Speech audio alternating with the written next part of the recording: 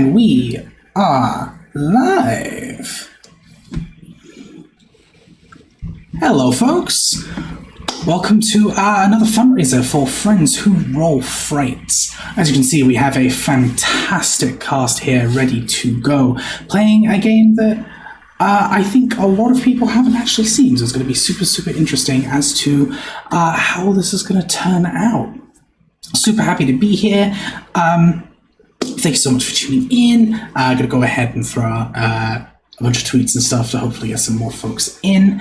And yeah, we are raising money for two fantastic charities. We're raising money for RAIN, and we're raising money for the Earth Day Network. Both fantastic charities that do a hell of a lot of work, especially in the crisis that we are currently in. They do fantastic work in specific communities as well. They're blooming fantastic. They definitely deserve your support. And yeah, we are very happy to be raising money for them. Other than that, the other big news that we have, we are now a part of the Emporium team, which is super exciting. A whole bunch of various different diverse content creators. They're blooming fantastic, and we're super excited for that. Other than that, you can see the donation links jumping into chat here, there, and everywhere. And you can find them down below on the beautiful little icons done by our in-house artist, Cole. Anything that you can spare is super appreciated. It has been a hell of a year. But yeah, anything you're able to spare is super appreciated. All right. That's enough of me chatting nonsense. I will hand over to the wonderful team here. Okay, thanks so much. I will start off by introducing myself, and then we'll just kind of go around. And actually, as we hop to each of you, if you don't mind also introducing your character a little bit, that would be awesome. So I'm Tori. I'm from Level 1 Geek. We just started up a new Twitch channel, but we have a website, level1geek.com, that has been around for a little while longer. It is a blog all for people who are new to tabletop role-playing games, or just really like tabletop role-playing games. You don't have to be new to like it. So we'd love a follow over on Twitch if you want to. I will be the world player, which is the GM title in this system. This system being Galére des Sorcières, which is a beautiful French name for basically like witch coven.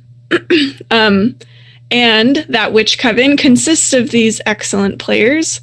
Why don't we head to Rachel first? Would you mind introducing yourself and your character? Oh, sure. Okay, hi, I'm Rachel. I am the community manager for Resonum. We are a small indie board game publishing company. You might know us from games like Monarch, or most recently Surrealist Dinner Party. Yeah, you can find me at their Twitch channel, twitch.tv/Resonum, and all their social media. It's just me shitposting a lot on there for my job. Other than that, I'm going to be playing Tamila, who also goes by Tam. Pellier, I think is how you say the last name for her. So Tamila is part of the Pellier family. She is kind of broad-shouldered and deep-set. She is part of like a wood cutting family. I don't know much about the world yet, but my headcanon for it is that they basically provide wood for the village, which is I kind of assumed it was cold based on the description in the like game manual thing. Yeah, and she's just a very kind-hearted person, but she has kind of a quieter temperament to her. She comes from a very loud and boisterous family, and I've found in my experience that sometimes that can create somewhat shyer people. So that's kind of what Tam is about. And I'm excited to, find out more about her. I'm kind of leaving her open for this game. Yeah. Awesome. Thank you. Shelby, why don't we go to you? Hey, I'm Shelby. I'm on Twitter, and I have, I think my dog is about to start barking. So if we could go to someone else really quick. I really deeply understand that struggle. Okay, let's skip and go down to Chase then. Yeah, I'm Chase. I am part of Level 1 Geek with Tori and Katie. Was recently streaming under Wholesome Dad Gamer, and now I'm with this awesome team. So this is my first time playing this game, but it looks super fun. I am playing Morven of the family Ferrand. Morven is a middle-aged gentleman. He's got some pretty messy facial hair, long hair that is actually pretty well kept. He's got some brambles and flowers kind of messed in his hair. And he is a big fan of animals and nature, and is a little bit on the feral side. And that's what I've got for him so far. Cool. Beans. Hi, I am Beans. I use they, them pronouns, and I will be playing Celeste, who also uses they, them pronouns, who is also of the Farron family. Celeste is a little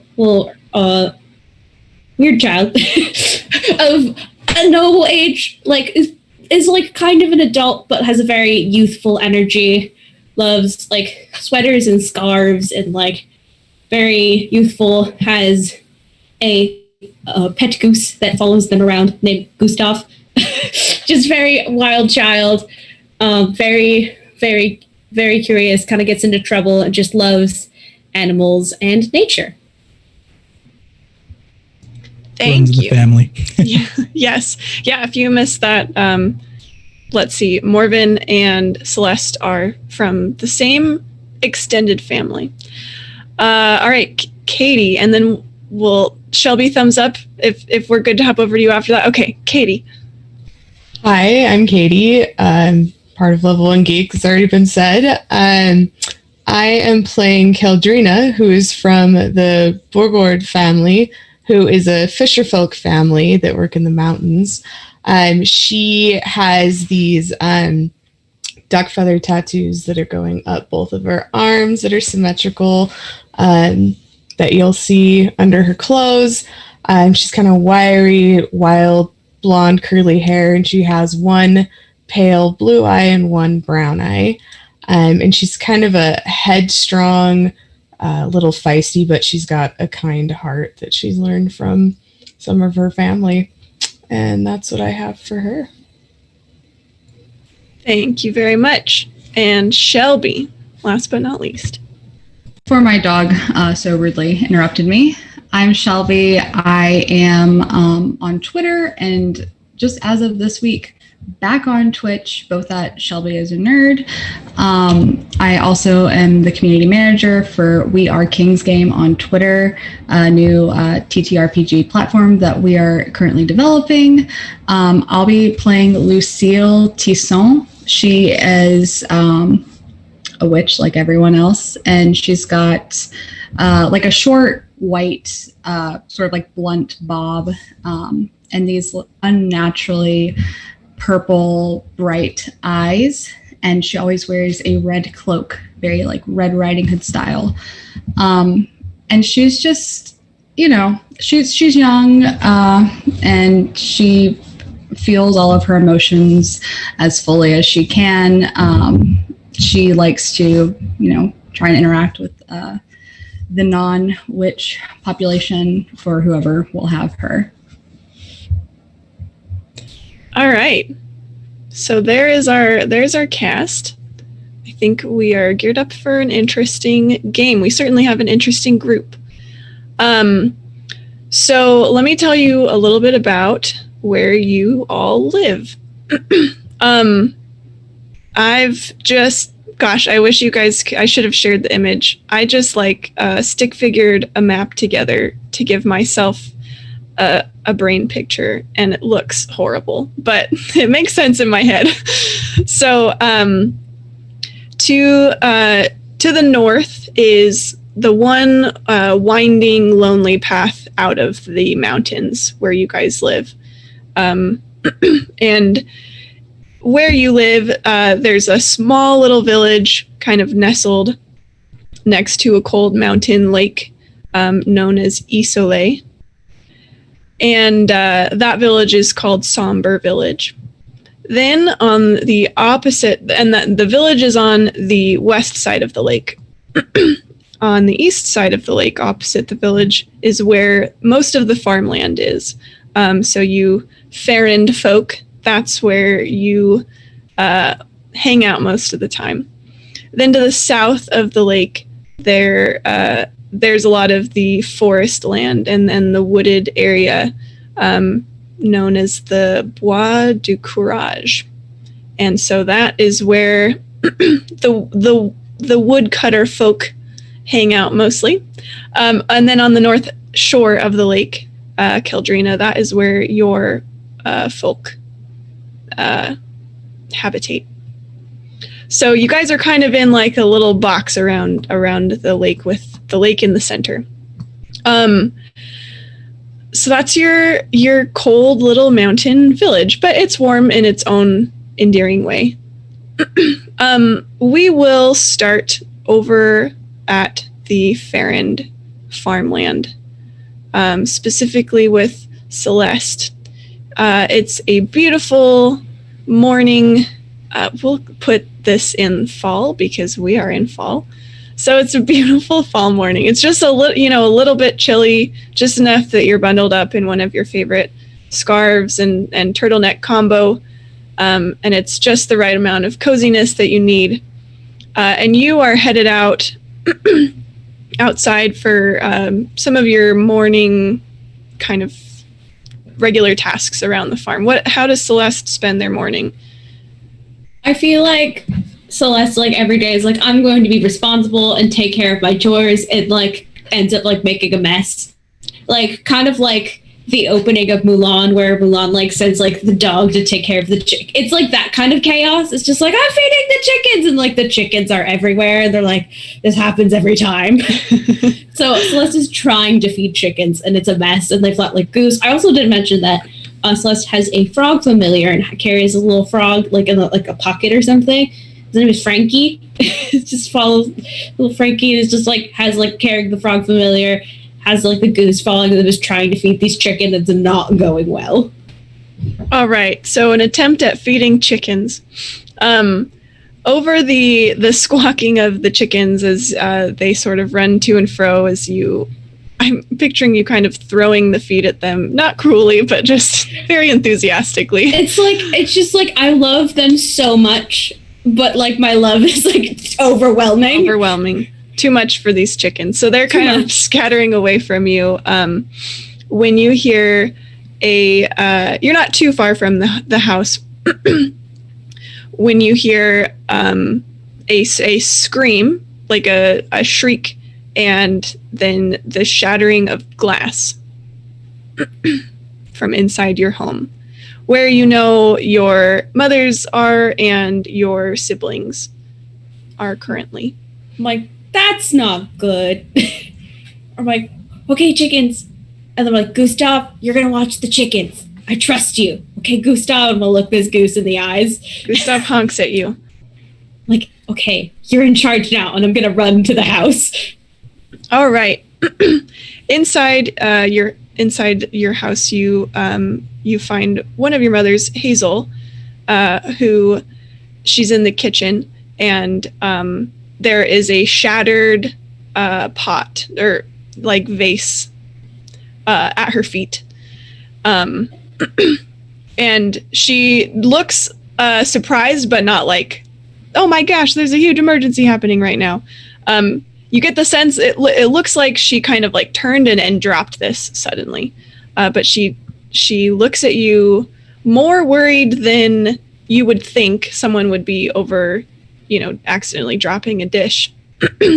And she says, I don't know what just happened. I had a good grip on this, and it just, the door burst open with a gust of wind, and it surprised me, and I dropped the pot, and oh man, Gina's gonna kill me. This was her favorite one. We could glue it. That's true. I mean, is it in solid pieces, or is it shattered? It would take some time to glue it. You don't think this is gonna be a fast job? But Hazel kind of puts her hand on your shoulder, and she says that I'm less worried about the pot, honestly, and that wind was foul. There was something in it. And then from upstairs, you hear Jean, your other mother, call, Hazel, come quickly. And Hazel grabs your hand and rushes upstairs. Oh, okay. You rush to your brother Henry's room, where you burst in the door and you find Gene over his bed, and he's lying all bundled up to his chin, just sweating like crazy, and he looks feverish and sickly. And Hazel goes over concerned, obviously, and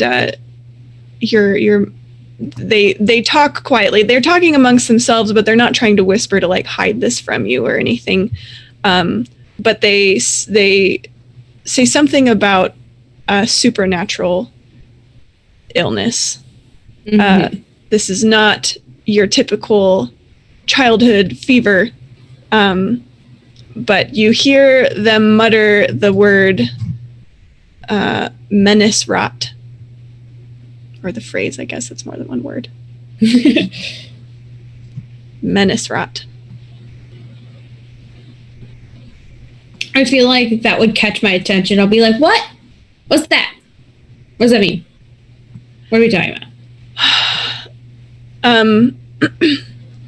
Hazel pats Henry's burning forehead and then quietly takes you out of the room and shuts the door. And she said, I don't want Henry to hear about this, but it seems he's come down with menace rot, as we said, which is a nasty supernatural disease. Essentially, the victim is either cured of it or they suffer from it until they die. And until that happens, bad luck spreads from them in an ever-expanding circle until, well, like I said, until there's a cure or she starts to break down, or Henry's no longer with us. Well, it just happened, right? Yes, it seems yesterday he was skipping stones down at the lake. He found this strange etched stone. You know, I'm always telling him to just not pick up strange things. He should know better than this. I know. Celeste, you've heard me tell him 1,000,000 times, and now finally look what's happened. I mean, well, how can we fix it? You said there's a cure, right? Yes. The ingredients are pretty difficult to come by. And frankly, I'm worried to leave Henry alone, especially with the bad luck that's just going to continue spreading. It won't just be our house, but it'll affect the farms and even the lake and perhaps even the village if we let it go on long enough. Do you think perhaps you and the rest of the coven could try to gather up the ingredients? Absolutely. I'm on the case. Okay, she will write you a list, and this list has 4 ingredients: dark marble powder, memory bark, blight lobster claw, and night tassel. It's okay if you guys don't instantly scribble all those down. But she'll also give you a quick idea of where each of these ingredients might be located. So and I guess, you would kind of just know too. She'll give you general ideas, but she has not really ever collected these things herself. So part of your job is also to kind of figure out the specific location of these things. But dark marble powder is out near the caves, far into the forest. Memory bark, she explains, is not really in any specific place. It's just you need to find a tree with a powerful ancient memory and take some of its bark.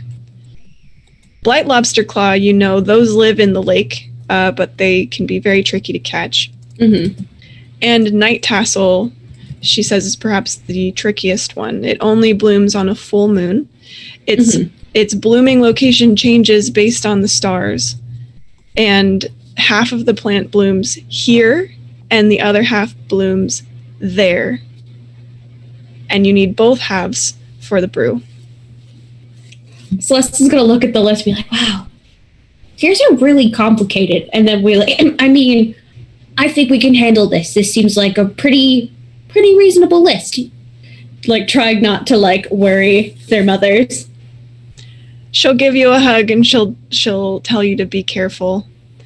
She can't bear the thought of endangering another one of her children, but there's just no other way. Look at me, I am tough stuff. And we'll, like, hold up Frankie as, like, I got this. And we'll give other mom a kiss on the cheek. All right. Where to first? I think I would have to go round up the pals, I assume. Yes. So Morven lives closest to you because he's another Ferend. And then you could head to Caldrina's house near the lake, or you could head toward Tam's home in the forest. And then Lucille, your specialty probably puts you more toward the village, I would assume. So you've got kind of a circle. Yeah, I feel like I'll probably go in order. Is like, where's house, like walking distance, or do I need? The whole valley is walkable. It's like a couple hours to get from one side of the lake to the other side of the lake. But you could round everyone up probably within half a day, unless you have some faster means of communicating. Nah, I don't think Celeste would think about it. We're like, we gotta go fast. So I think I would like run down, and I would run down, and then I'd run back, and I'd go grab like a satchel and put like a bunch of stuff in it. Like, oh, I'll need this, and I'll need this, like I don't know, scissors, just like a bunch of random odds and ends, like water, snacks, and then I will run down to where Gustav is, and I'm gonna look Gustav in the eyes again, and I think Gustav is just like pecking at the ground. It's like, Gustav, you're in charge of this farm now. It all rests on your feathers, okay, Gustav? I'm trusting you.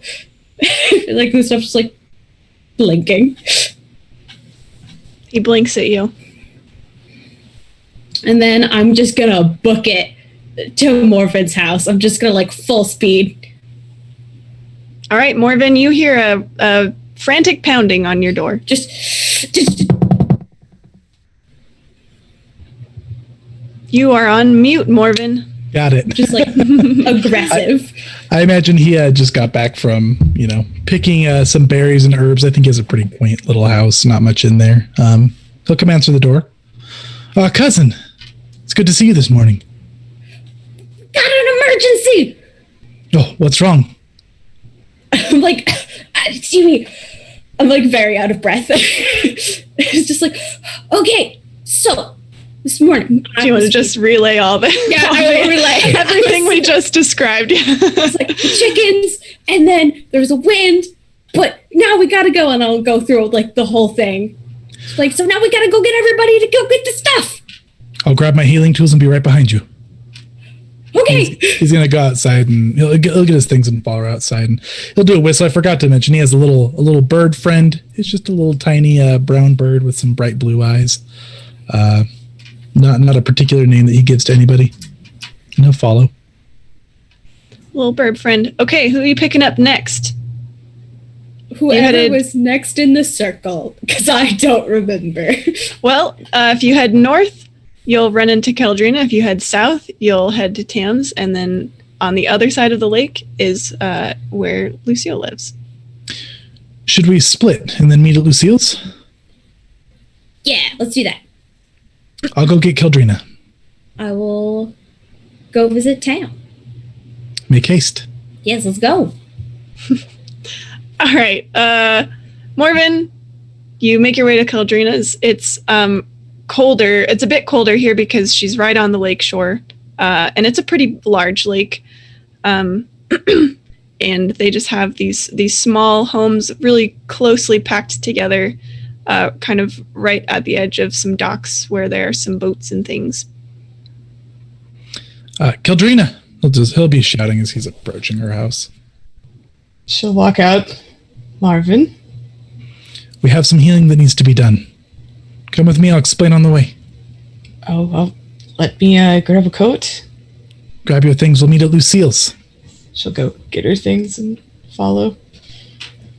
All right, Tam, where do you live? I obviously kind of more in the forest and things. Yeah, not like super deep in the forest, but like, a decent little ways into the woods, just like a single house kind of in a clearing that's been kind of clear cut around it.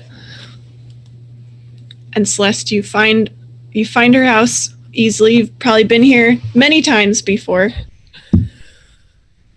I'm like, same thing, just aggressive knocking.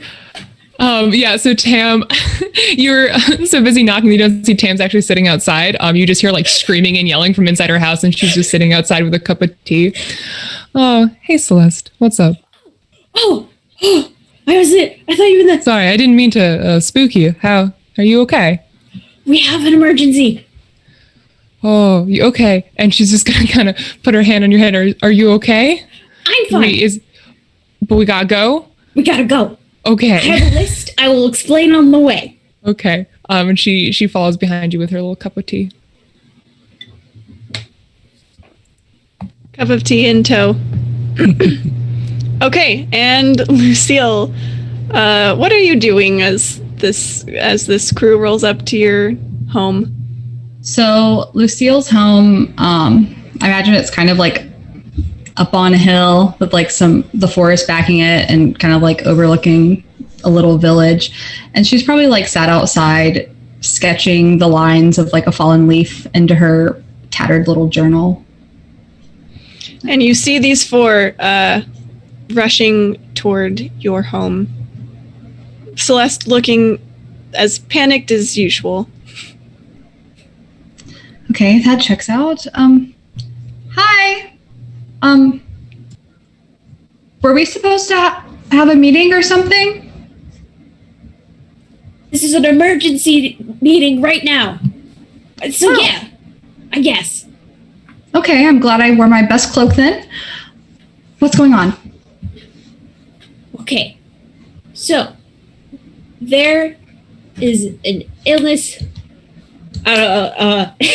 Celeste is like, okay, Henry is sick with Menace rot. And we need to find these ingredients that are kind of all over the place in like a lot of weird spots. But here, and I will hand her the list so she can look at it. I'll find these things so he can be cured and doesn't have bad luck forever, and also dies, which is not good. Yeah, Lucille will just, she'll like look at the list and just kind of like flip through her journal and see if she can cross-reference anything on it with some of the notes that she has. I've heard of this, what is it, the night tassel? Night tassel. Yeah. I know about that one, but some of these are a bit, I don't think I've encountered them before. Yeah, they're a bit obscure and kind of weird to find, but like that's kind of like, I guess the thing with cures, they have to be weird, and that's what makes them special. I don't know. I suppose. Well, should we, I don't know, do a spell or something, or look into where these items are? Would I know anything about the items being a healer? Oh, where's my sheet? You would, you've probably heard of dark marble powder as an ingredient. Well, you've probably heard of all of these things. You're not super familiar with most of them except dark marble powder. You're aware that the dark marble caves that's where a tribe of Lugaru live. Are those friendly? You don't sound. They aren't. From what you've heard, you've never encountered them personally, but what you've heard, they aren't usually just like immediately aggressive, but they aren't necessarily friendly. They have a fairly neutral relationship to the residents in the valley, kind of like a live and let live type thing. That's the Luguru, you said? Yeah, the Luguru. Luguru. Yeah. Which are basically, in layman's terms, werewolves. Oh, okay. Yes. So potentially shapeshifters. Friendly werewolves. Neutral werewolves. Yeah, you are also, according to the rumors, they kind of live in a similar way to like your village, but they just live among themselves because, people don't necessarily want to live around werewolves typically. At least according to that, all those werewolf games we play all the time. Right. I know where to find the marble. We'll have to be bargaining with the Lugru. Okay, well, that sounds interesting at least. Tam, you would be aware of this idea of memory bark. Okay. Like Hazel told you, Celeste, she doesn't know a specific tree, but memory bark is obtained by finding a tree with a powerful ancient memory and taking bark from it. So, Tam, you would be familiar with this concept, if not necessarily have a specific tree picked out, but you feel like you could maybe find one. All right. And then Keldrina, you would know about blight lobsters because you live on the lake. They're bottom feeders that live at the bottom of the lake. They are black and notoriously tricky to find and catch because they blend in with the shadowy waters. And their claws, which is what you need, must be harvested immediately for the power to still be there, basically. So you also know they let out a horrible shriek when they are caught. Oh, fun. So the clobbing like the last thing on the list. Yeah. Yeah. I would recommend that we maybe end it by the lake, then we can get the lobster there. Sounds good. We could maybe do the powder and the bark at the same time. If the Lugurus live in the woods, maybe we could find the bark along the way. That's a good idea. Yeah. At least try. It's our best shot, probably. The night tassel can be tricky sometimes. I think if I have a little bit of time to look at my star chart, I might be able to guess where it will be, at least on this side of the world. As for elsewhere, I'm not really sure where it'll pop up, but I don't know. You might find us. You never know. Yeah. So I'm kind of new to the system, so we can try to do spells and whatnot, right? Is it just? Yeah. Do we have magic? It's pretty loose. So I guess I would hear you guys out if you wanted to try something. It seems like, I guess for viewers, that's kind of how a lot of the system seems to function. Is you guys as players can. I will present problems and threats and issues and things, and you can tell me how you want to respond. And you can basically not argue, but negotiate with me what you feel like, which tendencies apply, if your sphere would apply, and that kind of thing. So just based on mechanically the way we built our characters, I don't think any of you have any rituals memorized. I just know this one. But I would be totally willing to hear out you guys wanting to try some kind of ritual because you're a group of witches. Why the heck not? Awesome. So yeah, I think because how Lucille is, she keeps notes of all of these random plants and things that she comes across in the wild, and also she has a homemade star chart that she keeps, and she tracks the phases of the moon and things like that. So I don't know if whether through a combination of magic and then also I guess just science, trying to figure out where this plant would bloom, because I imagine that she probably would have has probably tracked it down once before, just out of a natural curiosity. Yeah. So I am no more expert at this system than you guys are, so we'll just play it how we want to play it. But I think Awesome. you can. I think you can address. Yeah, I'd say you can make a check basically to kind of factor in all of this information that you've collected and see if you can divine a guess from about where it might be and when it might show up. Okay. So let's build the first dice pool of the Awesome. game. So you add a dice for each mark in any relevant tendencies or spheres. So, and you can tell me what you feel like Lucille is using here. You can also add a dice for any aids or implements that you're using that you think would be helpful. So I would give you one for your notebooks, since you've recorded all of this, or your star chart. Mm-hmm. And we build this dice pool, and then we roll it and we see what happens. All right. So looking at my tendencies for magic and my sphere and all of that, I also made one of my touchstones the moon. So I don't know if that would help be an aid. Yeah, I'd give you that.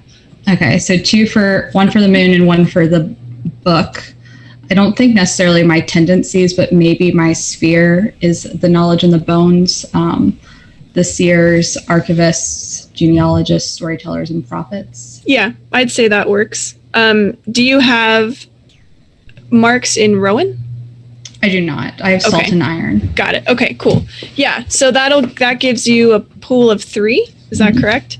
So what you can also do is you can discard 3 dice to basically get a single plus. Or I don't imagine you would do it for this check, but just for everyone listening, a character can also choose to fail a check in order to guarantee consequences that change the situation. Like I said, I don't imagine Lucille wants to fail here, but Yeah, definitely not. I think that since it's the first dice pool, I will just roll so that we can go through adding Okay. it together, and then hopefully she succeeds, and we'll see. Okay. Well, I got 2 6s, which are Nice. pluses, and, Yes. and I got a 4, which is A blank. neutral. yeah.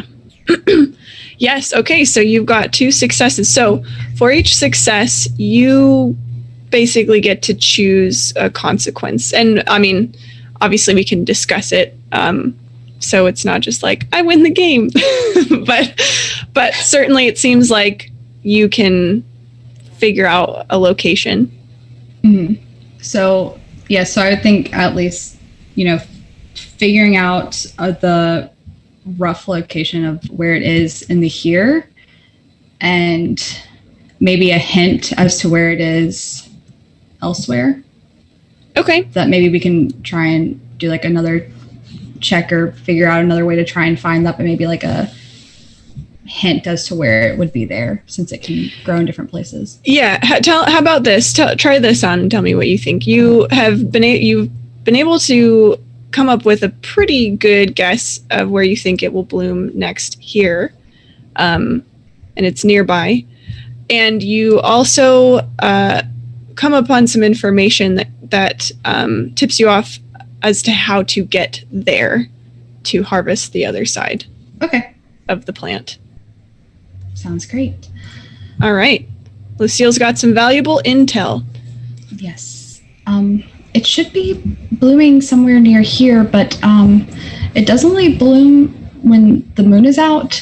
The full moon looks like it'll be tonight. Is there somewhere else we can go first, or I don't know how long we have to gather these ingredients, Celeste.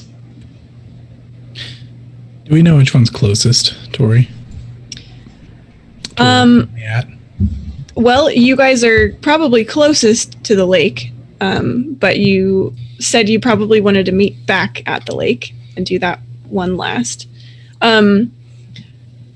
It looks like the Dark Marble Caves are farthest. You don't really know where you might find memory bark, but somewhere in the forest. So that could be closer or farther. And then the location where the night tassel is blooming looks like it's about halfway between Tam's house and the Dark Marble Caves. Okay. Maybe we should go to the caves first. Because you said it's about midday or halfway through the day. Yeah. We could head to the caves and then work our way back. Mm-hmm. I mean, we need to Lobsters come back this way. For sure. Anyways. Yeah, works for me. Let's go. Okay. Nice. So you guys head off into the forest. This forest is called the Bois du Courage because you need guts to go wandering into it. Not only is it infested with wolves and the typical wildlife, but obviously there is a group of Lugaroo who prowl around, as well as it's just kind of got that supernatural flair of just weird things happening sometimes. Right. So are you guys just headed straight for the caves? Or are you trying to do anything with this memory bark? I wonder if we're headed into the forest, is there any chance anyone would mind stopping by my house again real quick? Just want to grab a couple things. You should take any tools that you think are necessary. Yeah, especially if I didn't know we were going to the Lugaroo. Now that I know that we are, there's some things that might help us. Anything to stop us from getting our faces ripped off, I'm sure is probably pretty helpful. All right, great. I think it should be on the way. It's just a couple paces into the forest. So, What do you grab from your house, Tam?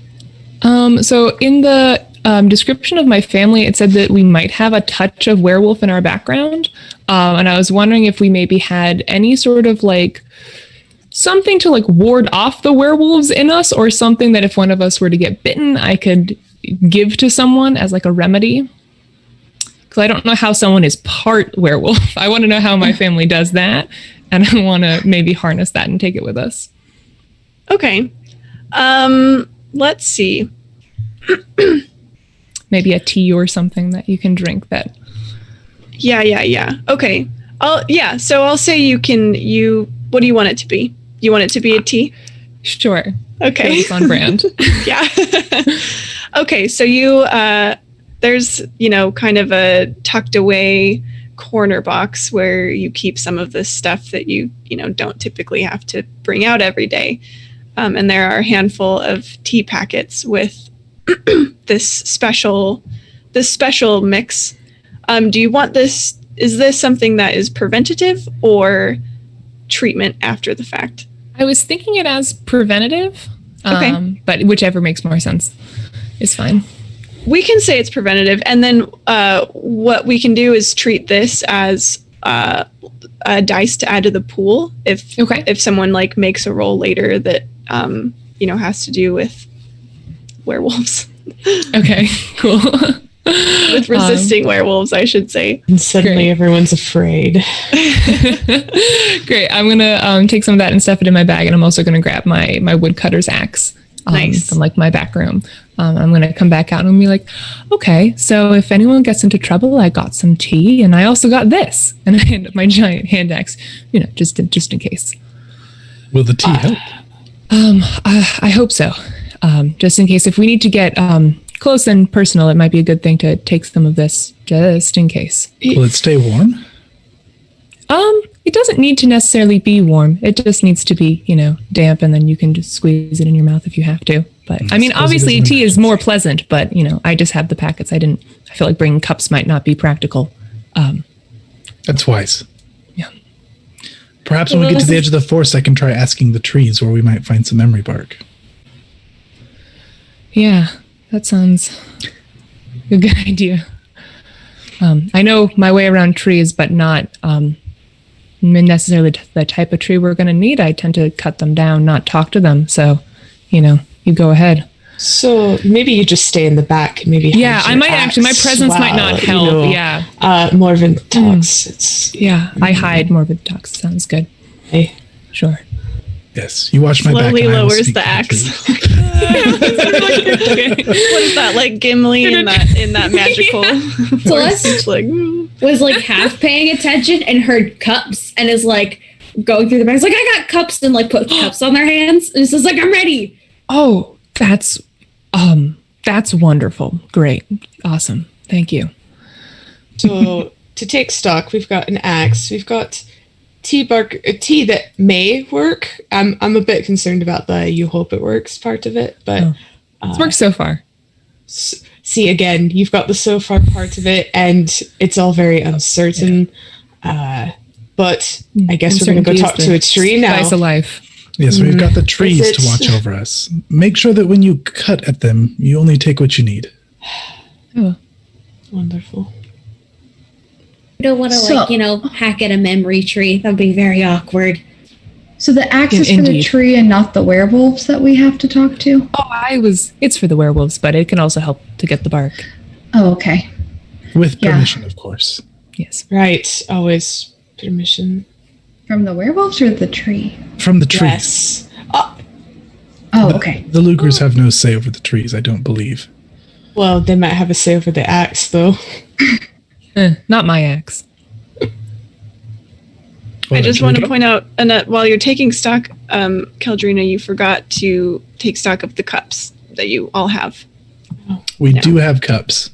Thanks to Oh, Celeste. sorry. Sorry. That is the best way to consume tea. And we have cups, so we're not doing this. We're trying to drink the tea that might not work. And we have Frankie, and I'll like hold up my frog. It's like we are in such good hands. Frankie ribbits loudly. Frankie agrees.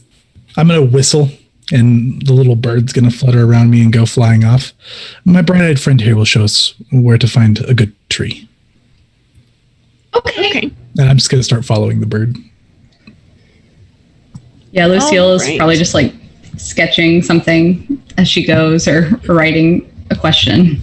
Do memory trees talk back? Question mark. Circled question mark. as they're walking along. Okay, perfect. So you're following your little burb friend, and you're walking like it starts to feel long, like when a hike starts going too long and you're like, I am ready to be done with this. So you're walking, and you, Morven, and Celeste probably too, both of you know these hills pretty well, and the animals and the plants in here, and so do you, Tam. You have all been wandering around here many times. And things just start to look a little odd. And I think we're going to do our first group check. I guess I present you a threat of some kind and you address it. So you feel like things start to look a little funny. And Morven, I think the like little alarm bells that go off in your mind are, this could be Fae trickery here. Okay. And Fae trickery that could very easily get you lost and wandering in the wrong direction. Yeah, he'll just pause. There's some tricksters around us, I think. Do you feel it, cousin? I don't like it. And you hear like a giggle on the wind, like as the breeze kind of blows by. You don't like that. What do you do?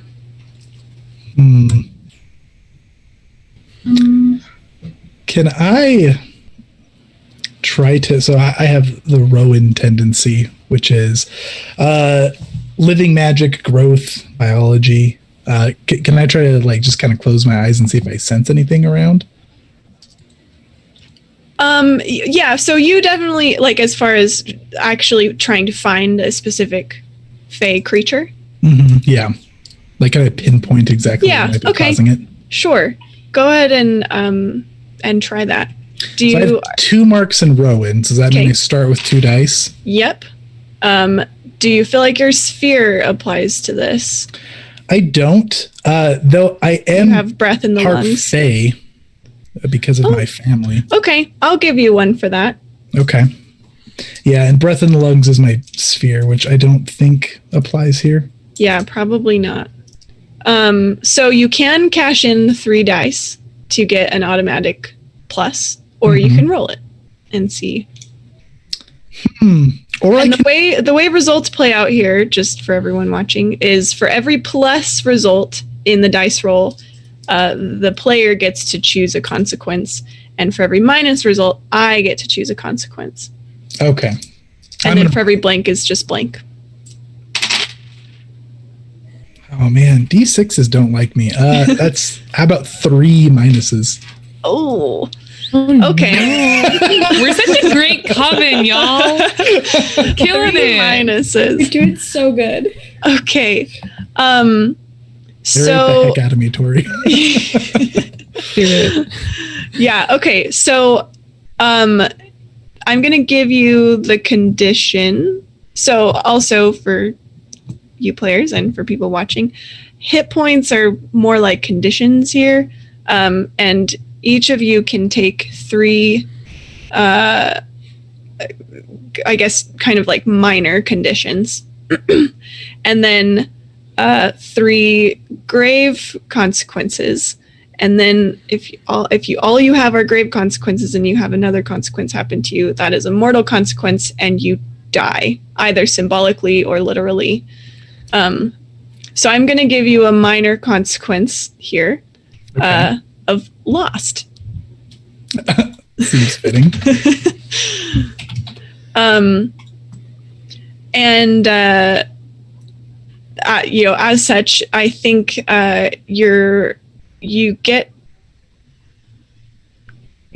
feel like you're trying to pinpoint this thing, but it's so not here, not of this sphere of existence. That you just kind of get very befuddled, and you lose track of your bird friend. Oh no. And then you also, I think I'll give you lost, and then I'll also give you lost and confused. Lost and confused. Okay. Also, lost and confused. And there's not a specific mechanic in here for like healing, but I think I'll just kind of, when it makes sense that you have like shed a condition, then we can just kind of get rid of it.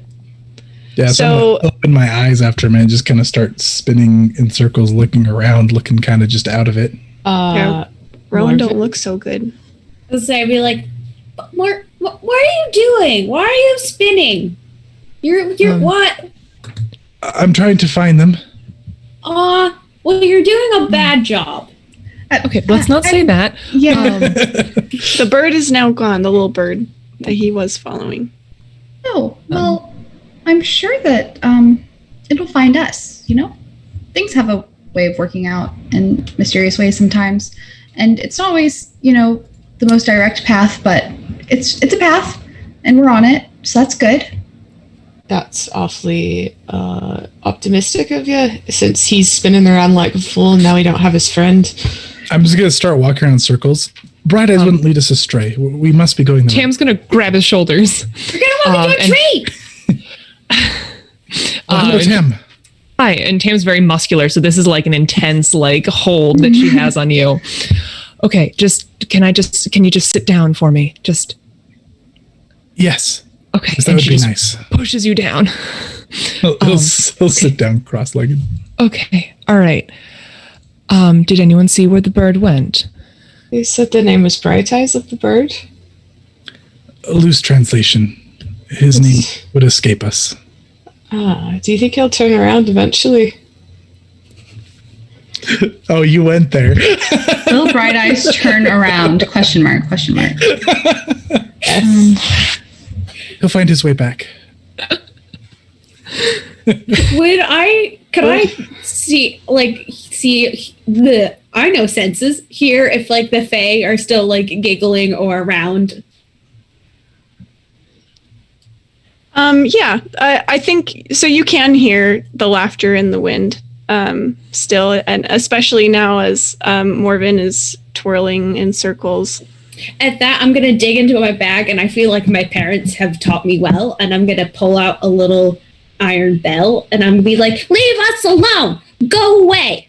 And I'm gonna ring it aggressively. Okay, go ahead and roll. Whatever tendency or anything you feel like is, I'll definitely give you one dice for the bell, because that'll help. Actually, what's the bell made of? Iron. Okay, I'll give you 2 because they really don't like iron. No, they don't. I don't think this is really. I'm just yelling at the Fae. I'm not Yelling at you. I'm just. Do you have any marks in iron? I do not have marks in iron. Okay. Yeah. So you've got 2 then for the iron bell. Yeah, I think 2 3s. 2 blanks. So two nothing. Yes. So the Fae leave you, but that kind of weirdness, that feeling, the weirdness goes away, and you don't hear the giggling anymore. But you look around and you realize that you are way off track. So, good news, bad news. The Fae are gone for now. God. They'll probably be back because they're annoying like that. But we are real lost. I still lost and or confused. You can be unconfused now. Okay. Just lost. Maybe I know I've got some notes in here. I mean, I spent a lot of time exploring the woods, but maybe we could all work together to try and find our way back on the right track. Yes, I'm quite Sounds turned good to around. me. I don't know if we can do like a group. Yeah, I don't even recognize where we are anymore, and that's saying a lot. If you live out here, yeah, it sure is. Well, we needed to talk to trees anyway to see if they have memories, right? So maybe we could talk to a tree and see if it's old and knows where we are. Win for win. That's true. I would speak to any tree we can find. Yeah. Well, there's a lot. Okay, Keldrina does a slow turn. I don't know if we're gonna find one here. You might want to step a little bit further. Are there trees nearby? Lucille's Are gonna there start. like a lot of trees? Oh. You are He's gonna, literally like, in a open forest. it. We're in a forest. He's gonna open his eyes all wide, like he just barely realizes there's trees around. Oh, here's one. Celeste's gonna face palm. Can I like go up to a tree and start whispering to it? Can I try to use my Rowan again here for the growth biology and like the ongoing process and cyclicality? Can't say that word. But I mean, would it apply here? Could I try to like use some kind of like ritual to speak with the tree? Sure. Is anyone going to also participate in this? I was gonna walk as far away as she can Come, get. cousin, speak to She's gonna I'm go just hide. gonna watch this spectacle is what I'm gonna do. Lucille will try and help in a bit of a different way. She's gonna go up to each tree and kind of just place her hand on it and close her eyes and try to use her sphere of knowledge in the bones to see if she can either like see past stories of the trees that like point to the memory bark, or see sort of like the prophecy of them meeting this tree. Yeah, so I'm going to make this a group check, which means that each of you basically make your own roll. And also my dog just got home. You can probably hear her lapping up some water. And for each success that you get, adds to the group total. And basically what you're trying to do is have at least a positive number of successes. Does that make sense? So everyone can kind of participate in this loose ritual we're doing in their own way. And then you guys can make that check and see if we end up with more positives than negatives. Yeah, Okay. Morven's gonna go like put his hands on the tree, press his cheek like all the way up against it, start whispering to it. Beautiful tree, can you please lead us to one of your ancient ones? And Celeste, how are you contributing? I'm gonna take Frankie and I'm gonna go to the tree like next to Morven and go and, like smoosh myself and smoosh myself and Frankie against the tree and just be like, hello tree, we help. Tree, you're so good. Tree. Like what Morven's doing, but not as elegant. Yes, that's good, cousin. Now open your ears to them. All right. So with whatever tendencies and spheres and things, go ahead and make your rolls. All right. I believe.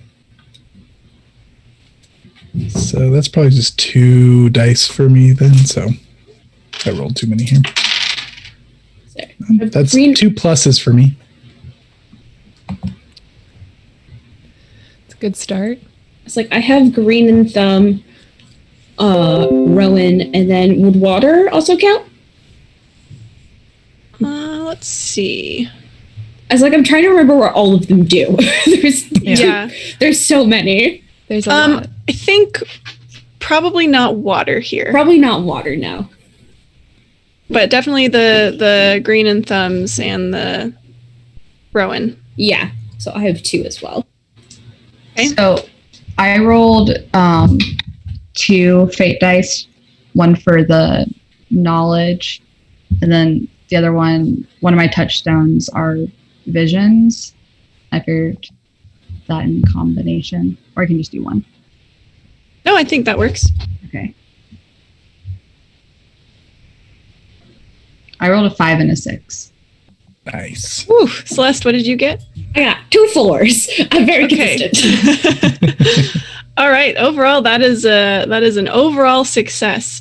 So, you guys can tell me what you want this to look like. The trees will direct you to one of their ancient ones as requested. So, I will. It's not stated this way in the book, but I will essentially give you minor narrative control here for how you guys want this to play out. I would definitely like the trees to start like doing like a soft whisper on the wind so that I don't look crazy. It's thought of everything. Do you hear it? They're guiding us.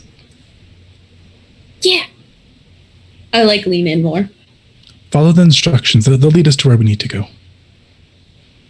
Meanwhile, Lucille is like conked out, having a "that's so Raven" moment, like seeing this tree. It like zooms in and then like zooms back out, like really slowly. In your eye. Yeah. Just the, like. Yes. Okay. So Lucille has a vision, and the trees start whispering to you guys, and the breeze also picks up, kind of blowing all the leaves and the lazy branches in the direction that you need to go, and you are kind of spurred along. And Lucille, you feel as if you are having deja vu with all of this happening, as if you've just seen this. And you wander for a short time back, not only to a tree that Lucille you recognize as the one from your vision, but also Morven, Tam, and Celeste. You recognize where you are, and you've found your way back. And I'm not lost to anymore. the trail. You are not lost anymore. Yes. Lost and confused. And you stand before a very, very, very tall, old-looking pine tree that just towers above many of the other trees here in the forest. And it does indeed look quite ancient. I'm gonna go kneel before it. And can I talk to it? Sure. I mean, I'm going to. I guess it depends on your stance or not. Talks back is irrelevant. I will talk at it. Can. Yeah. Does it have one of those tree faces? Do you want it to have one of those tree faces? I mean, yeah. Okay, sure. It has one of those tree Objectively faces. Yes, it's kind of etched into the bark. And it's very like Mother Willow-esque, except it's definitely not a willow. It's a big pine. Yeah, But I'm yeah. gonna like borderline grovel. Oh, Ancient One, your kin have led us here. The very strong Tam here only bears an axe because we request a gift to save the life of another. Hi. He's just gonna grovel and just, yeah. You guys take it from there. Yeah. So it's just like, hi. Tam is currently like with her back up against a tree facing away with her axe like stuck in the ground, and she hears her name and she sticks it back out, puts it over her shoulder, and is it all right? Are we done talking? Are we ready? Only take what you need. Okay. All right. Wait, hold on. Did the tree say yes? Is the real question I think here. we were waiting for a sign. It has not responded. I mean, Tam can go ahead and hack at it, but then is this like the trees around will just start to riot against us? Is that how this works? I think Celeste is gonna just hold Frankie and just like, hi, little tree, we need your help. Could you please give us some bark so I can save my brother? We won't take that much. I promise. I just need your help. Please let us know. Give us a sign like a leaf falling or something so we know it's okay. Thank you, tree. That's my little tree ritual song. Morven's gonna look expectantly at the tree to see if it responds. All right. You let me know when it says that I can do the thing. It creaks loudly in the breeze. The Ancient One is quiet, but I believe in my heart that if we only take what is needed, that it will be okay. Creek is a yes in my book. Yeah, I think go ahead. I have some acorns here that we can leave behind maybe as like a trade, Oh, I like that. That's nice. Well, let me take a piece of your skin and Gift here's to the some trees. acorns. Sure. Naturally. All right. It's We'll go future get life. It's a beautiful gift. Thanks, Morven. I appreciate Would you not that. offer the flesh off of your own body to bring new life into the world? Ooh, that's a no for me. But no. some I people think do it, that's a bit and of a that's hard cool. question. Celeste is like, I don't think we have enough time. I'm gonna hug the tree now. All right. Hug the tree. You Tam, give it a go. big hug. Go. And Tam, all you right. are going to try to acquire some bark. Yeah, I'm going to try to take the edge of my blade and just try to like carve out a little bit. Okay. Hopefully without like getting past the bark. And Sure. just- I'm Go going to be ahead standing and- right behind you. Careful, just what you need. all right. Okay. All right. Go ahead and take A little space. make it build your dice pool. Let's have All a right. check. So I feel like, let's see, I have tendencies in stone and salt. I don't know that this technically counts as labor, but I feel like stone might work because I'm trying to not disturb anything. I'm trying to just solemnly take what I need. I'd buy that. Okay. And then my sphere is, what is it? It's iron in the lungs. Iron in the mind, which is seek trackers, leaders, planners. I feel like stone is honestly all I've got because I don't think I can really argue for salt here. I will go ahead and give you a dice for your salt is also emotion. I suppose it depends Sure. on how you feel like you're approaching this. So I'm approaching it delicately because my friends are so distressed about it. It's not necessarily because I feel empathy for the trees, but I know my friends are all counting on me to not mess this up. Okay. That does feel stone. Dependability is in stone, so that Morven seems is like right. sweating behind you, like But I will give you another dice for Morven's and Celeste's efforts. Celeste's little To song soothe and it. Morven's like Okay, just slowly. Okay, not that much, but like, dude, yes. So if I have 2 marks in stone, do I roll 2 dice? Is that how it works? And then you'll take one for your friend's assistance. Okay, I roll that one as well. So I roll 3. Mm-hmm. Oh, and you can also trade in 3 for an automatic plus result. Oh. We can do that. I think that just ends it with like 1+, right? There's no other. Yeah. This feels like my friends might not love me anymore if it went wrong. So we're going to do that. Go the safe route. That sounds fine. Okay. So you describe it. You will achieve your objectives. So what exactly do you do? Sure. So with Morven breathing down my neck and with Celeste hugging the tree very tightly, I'm gonna if Celeste is hugging it from one end, I'm gonna try to go around behind so no one like sees me do it, and I'm gonna just kind of like shave it off the side really quickly as fast as I can, and then just kind of pat the spot and be like, okay, you don't make a fuss. My friends would be really upset. Okay, all right. I'm gonna back the acorns. Oh, and sure. And I take out the acorns that Lucille gave me, and I just kind of toss them at the feet. That's the new life for you. I hope it goes well. All right, great. Morven's gonna tidy up the acorns. They're packaged up like in they're packaged up in like My Neighbor Totoro, so like they're all like cute and ready for the tree. That's so cute. Nice. All right, and I am gonna fold up the bark in a little piece of cloth and be like, okay, the deed is done. I think I got enough. Oh, thank you. I know it was important to you to not hurt it, which is a thing I don't understand, but you seem to understand. It's important for all of us. We're all connected. Sure. Oh, I did my best. I have this bit here. I don't know that I should hold on to it. Does someone want to be the, I don't know, ingredient holder? Who's the most responsible? I will carry the bark. Okay. All right. And would you like to hold it, cousin? Let's like reach, like, give me, and then Morven and Toil like, oh. Morven's it's safe in Morven's hands. Morven is much more responsible than Celeste. Okay. Yeah, I'll carry the bark, put it in my little healer's bag. All right. On to the Lugaroo now, I guess.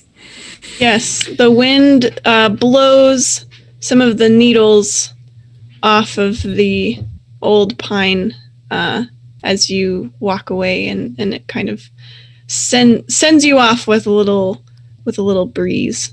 Oh. And you head off toward the Lugaroo.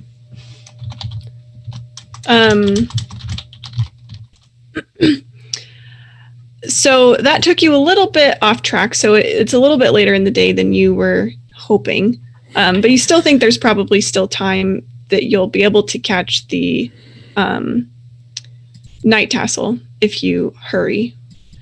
And theoretically, the night tassel should be blooming most of the night as long as the moon is out. So it's not like, right at midnight or anything. Who is kind of leading the way on this Lugaroo little expedition? Imagine I am, since I'm the one who knew about it. Okay. So I might mark our trees as we go with like little notches, just so we don't get lost on our way back. Do you do that out of sight? Yeah, I was gonna say. I'm in the back and just kind of like. Trina would run interference, just like walk by Morven tactfully as you're like, keeping us on track. Yeah. Celeste also doesn't trust Morven because he already got them lost once. So it's like right behind him. Yeah, I'll lead the way. Great. Keldrina's my way. I won't even worry about the X. So you managed to stay on track as far as you know, and you all start to notice that the ground looks a little more worn down, a little more walked over. You weren't really following a trail per se in the woods. You were kind of just going through. Now it starts to look more and more like a well-worn trail with footprints of varying sizes. both human looking and canine. And you hear howls off in the distance. And it's right around, the sun is starting to go down. It's not dark yet, but it's that kind of golden hour. Celeste, you still have those cups on you? Yeah, I'm gonna pull them out. Of my Awesome. bag. Now would be a great time for cups, I think. Cups. Okay. How does this tea help us? In case anything were to go south, if one of us were to get bitten, this, in theory, will help it from, changing us. I think it would be cool, but I'll do it anyway. Yeah, it's not as cool as it sounds. I promise. And can I look around for a source of water or something? Imagine you guys you knew you were going to be walking through the woods. You've all done this lots of times. Either you can have brought water, or I would say probably at least one of you would know where water is. Or Frankie always knows where water is, right? Yes. Oh, Frankie's the best. I was like, Frankie, show us. I'm gonna pull Frankie out front of me to Frankie find hops water. out of your hands and starts hopping away. I'm gonna Right. chase him. Let's not Okay, lose you- this one. Yeah. All right. I'll follow Frankie with Celeste. He does not lead you too far until you find a small creek. Okay. I'll just dip my cups in and put my little tea bags in. Well, it'll be cold, but I don't think the heat is what makes it work. None for me, thank you. Okay. If Celeste, do you want to try it? Yeah. All right. We should be careful anyways, but we've been living close to these folk for a while now, and this has been helpful. And she'll hand them out. Do we know if are the werewolves in this area canonically tied to full moons? Or are they just, Canonically, all the they time? are just shapeshifters. Okay. Yeah, they can kind of do it whenever they want to. Okay. It's me realizing oh crap, it's a full moon. Yeah, I had that moment too. When? Lore wise, you might know that they kind of become more powerful on the full moon, but they can swap shapes whenever they want to. They're water benders. almost It's like scary. yes, I was like it's like water benders. Got it. Yes, these are water bending werewolves. Fantastic. Now canon. A terrifying image. Yeah, it's like Lucille and her notebook are totally no match for this. Are we going to die? Question mark. Yeah. All Anyway, right. I'm she'll gonna take some tea. Okay.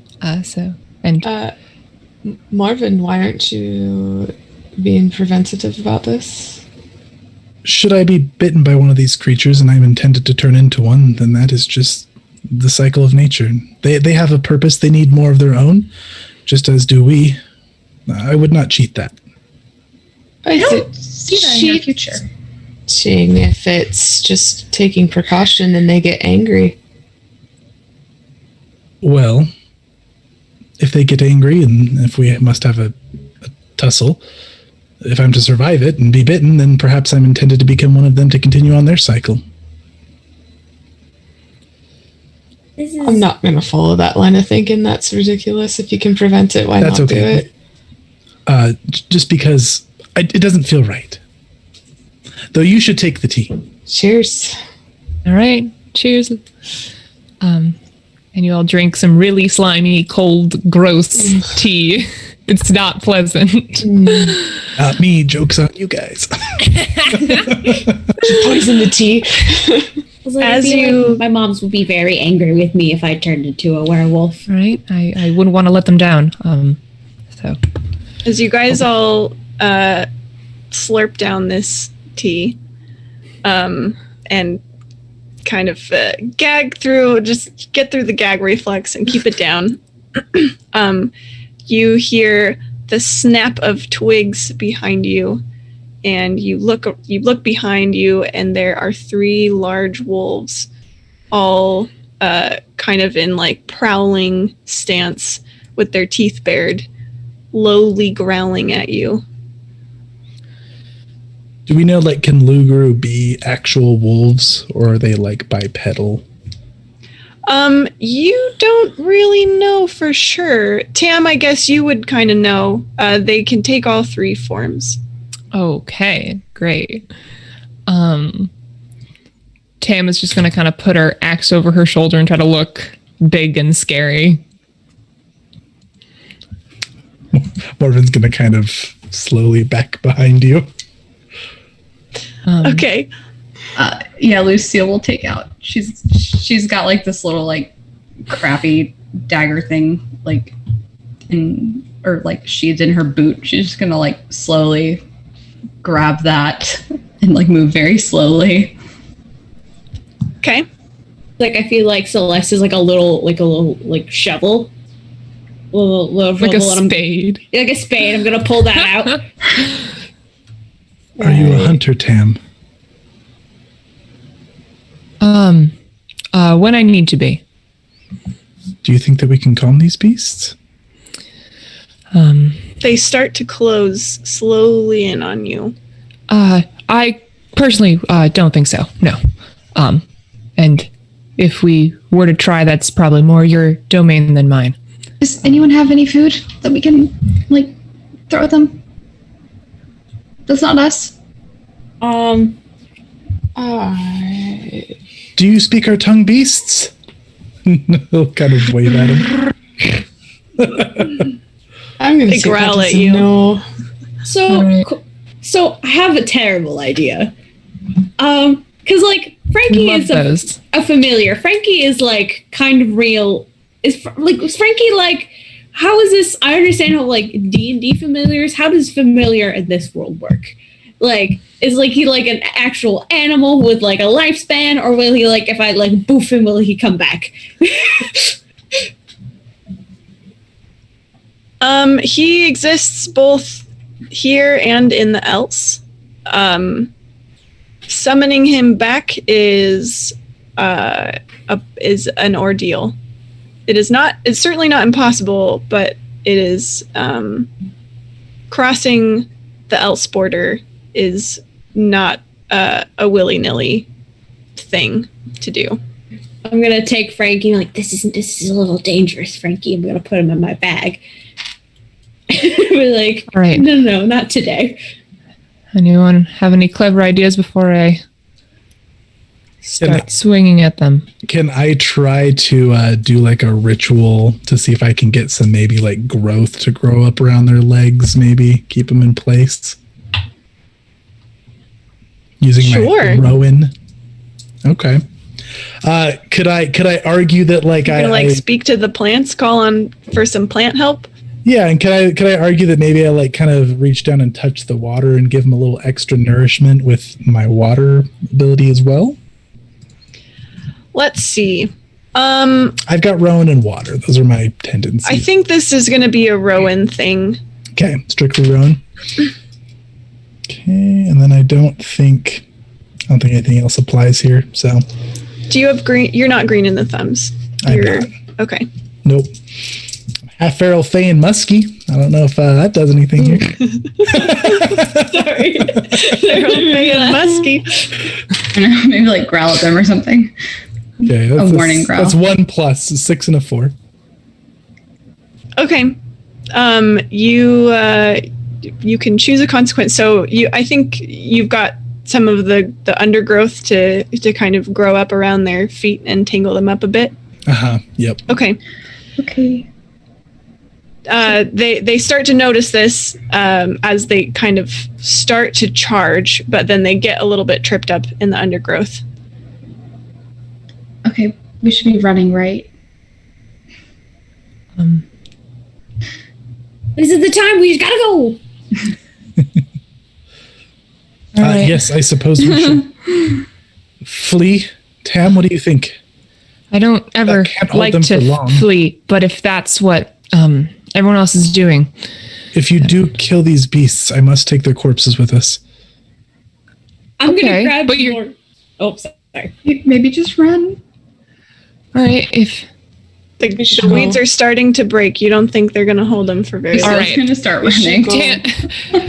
Tam's gonna swing at one of them because that scares her. Okay, go Tam. So let's build your dice pool. She has the feeling that wolves can outrun people, and That seems like a is going to try to reasonable wound them. conclusion. So this is definitely an iron thing. I don't have iron, but I do have iron in the mind. I'd say this works. And I would also probably argue that I am. You have an axe, I have an axe. so I'll give that to you for sure. Okay, cool. Anything else? Immovability. I mean, she is doing this to protect her friends, so I don't know if that could possibly be salt as well. But It's like connection, I guess. yeah, connection to her friends. Can I assist her from the back? I have iron as a tendency as well with the violence to like. Yeah, you want to make this a group check? Or I guess what is Keldrina doing?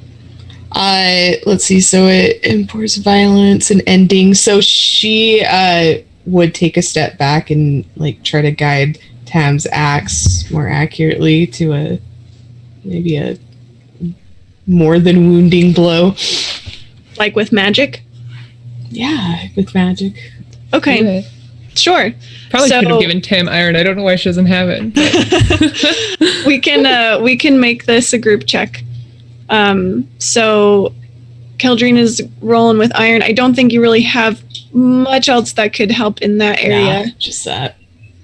And then Tam, you've got your dice pool. yeah. Can Is my my- running is my away roll- like be a sorry. distraction? I said, can my running away be like a distraction for the wolves? I don't think so. I think they're really focused, like they're already focused on the weeds that are tripping them up. And then I think Tam is probably front and center. I was gonna grab Right. Morven and be like, "We gotta go." Like he's gonna be like, "Wait!" Like I'm just gonna like try to like yank him. Okay. Like we gotta So leave. three of you are running off. You're not going to like lose your friends or anything or leave them behind. I mean, but you're starting to run. And what are our dice pool results? I got 1+ for the one I could roll. Nice. One negative and one neutral. Okay. So on a group check, if the total amount of pluses is 0 or negative, it is overall a failure. So, Oh no. I kind of love that. so you charge forward, Tam, and Keldrina, you kind of, like telekinetically or mystically or whatever, however you do it, try to guide her axe. But this wolf breaks free of the weeds just as you're about to swing at kind of at his back, and he reaches up and snaps at you, Tam, and you are going to take the condition injured. Okay.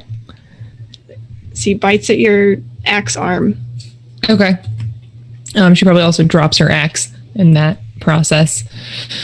Sure, and if you want to say that, if that makes sense.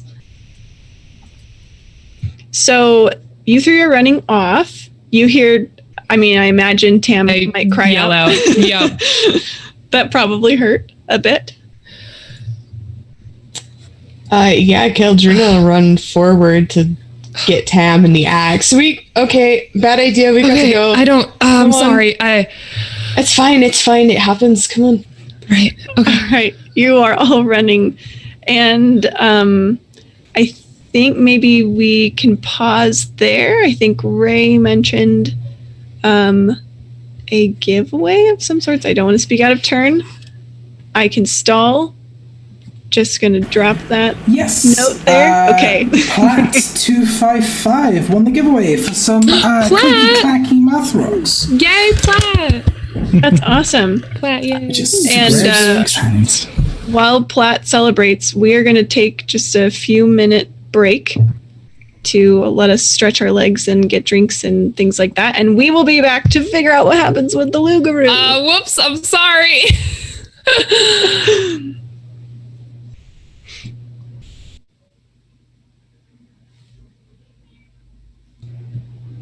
All right. Ray, would you like us to mute anything, or? You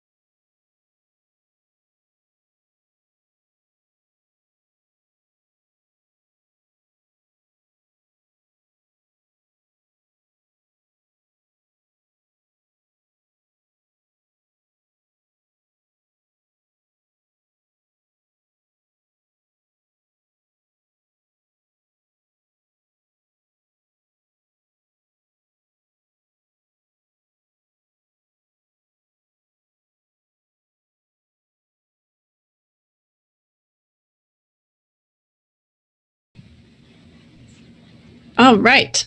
Ooh, We are back. time to get eaten. Time to get eaten. Oh, I don't know about that.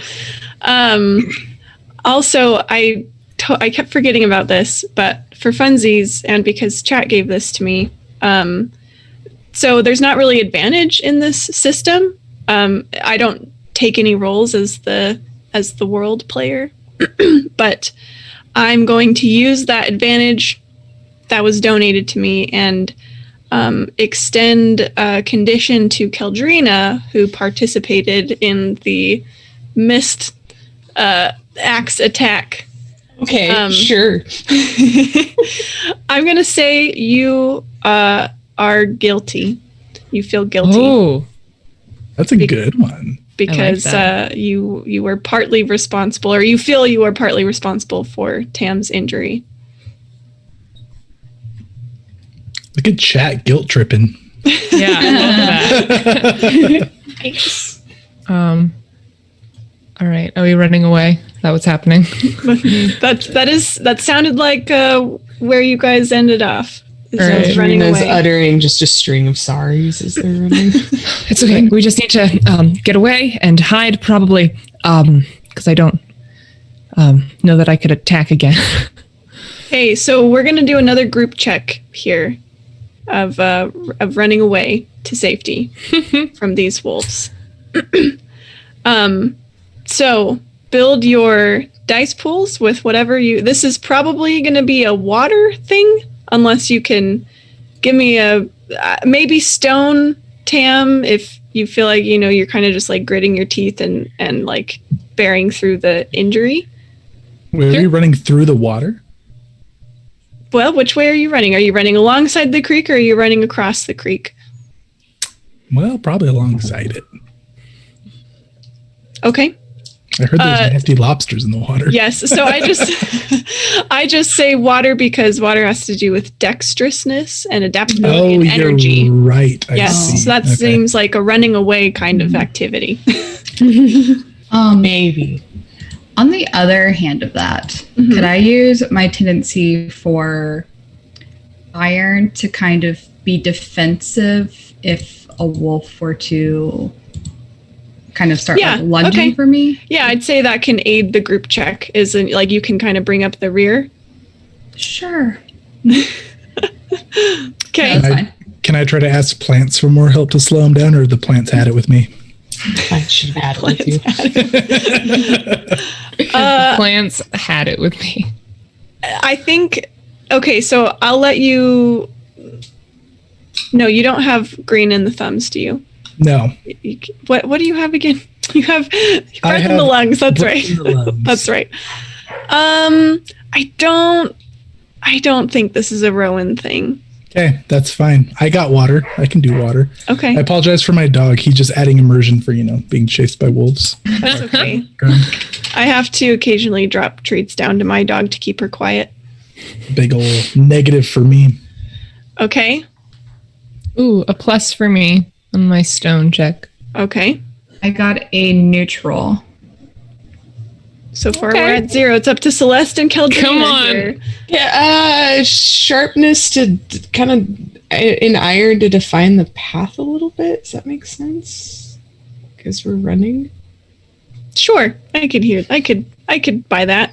by it. Determination. So you're to, like leading the way. Yeah, with like next to Tam, like helping Yeah, Tam okay. still. Okay. Oh, yes. Plus. Okay. We're up to Dang. 1 plus Celeste. I rolled another 4, so another Okay. neutral. So Well, no, you didn't bring us down. That's true. Love it. Okay, so Keldrina, why don't you narrate what happens, how you guys get away from these wolves? So we're running and alongside the river and kind of dodging out of the way of like twigs and things that are coming through, and there's like this smaller part of the creek that we can kind of gap jump and then keep going. And so we kind of cross the creek there and then get to maybe a wider part where the creek gets a little more flowy, like rapid-ish for a creek. Mhm. So we get over and get that way and get down farther and which kind of loses our scent to those wolves because we've crossed the water. Yeah. Okay. So you don't hear them running after you anymore, and you find yourselves next to the kind of a louder part of the creek where the water is picked up and is rushing a bit. Morven, you look around and you realize you are quite close to the caves. And as you realize this, you see some figure. It's now gotten darker. Still not quite all the way dark, but the forest is certainly starting to look more shadowy. And you see some large figures looming in the trees, slowly growing larger, approaching you. They seem to be coming directly towards us, or just in our general direction. Hard to tell. Their pace is not hurried or charging. Is it the same like when the Fae were around before? Is this a different presence? You don't detect any of that weird magic-y Fae stuff. Gotcha. I think we should make our presence known. We don't want to surprise them unless we intend to harm them, which I don't think we should. Yeah. Hey, before that, can you just tend to Tam's arm? Yeah, really that would quickly? be really nice. She's just kind of bleeding everywhere, and it leaves a trail. Oh, Yes. I'm sorry. We'll all make sure that they do not sneak up on us and become surprised. We all sneak up on them? I think that would be a bad idea. Yeah, me too. She's really heavy breathing, so it's I don't think that we're gonna do that. Let's see that arm of yours. I'll patch it right up. All right, thank you. Can I try to tend to her injury? I probably would have some bandagey stuff in my bag, and I could hand that to Morven, and he wants to. Yeah, so you can take a dice for Celeste's supplies. Well, and I guess your kit, and then all your. So this probably Certainly isn't your Roan sphere. or water, but it is my sphere, I imagine, It right? is definitely your sphere. This would probably be Earth. Earth, okay. What about biology for Rowan? No? I don't think so. That's Okay. more growth biology. Earth has more to do with sustenance and shelter, Okay, which I haven't feels looked at Earth, healery so to me. That's fair. Oof. I threw my dice halfway across the room on accident. That's 2 pluses, though. All right. Well, you get 2 positive lose my things, arm. or I guess, you get to pick the consequences. So I suppose in theory they could be negative if you wanted to go that no. way. No. Okay, Morven's an excellent healer. He just patches that arm right up. He's got some ointment. He takes the bandages from his cousin. Perfect bandaging. Thank you so much. I don't know how I missed so badly, but I'm used to hitting things that don't move, I guess. I find that whenever a creature intends to harm another, it typically does not end well. Yeah, maybe you're right. Well, thank you for the help. I appreciate it. And thank you for keeping us safe. Oh, I sure try. I don't always succeed, but it's definitely my intention. Well, we're all alive, as are the other creatures. So, it looks like a success. We could have had. I sure try. That could be a motto for so many tabletop role playing games. Sure, give it my all. I sure tried. So while this is happening, that leaves Lucille and Keldrina to kind of keep a lookout, and you see that these figures are headed your way. We should look friendly. I love Lucille so much. Can we tell what they are? They're larger than you. Tries to make herself look bigger. They look like their silhouette is human-ish, like bipedal, I should say. Maybe we can talk to them. Sure. I was able to make friends in the village, and that was kind of hard, but it worked out, so maybe this will work. Sure. She's playing with a ring on one of her hands. We could. Sure. Are you better? Are you good at words? I can't say that I'm great at words. Um, Just Yeah, I think I can talk Okay. to We could try this. creatures, people. I don't know. But yeah. Okay.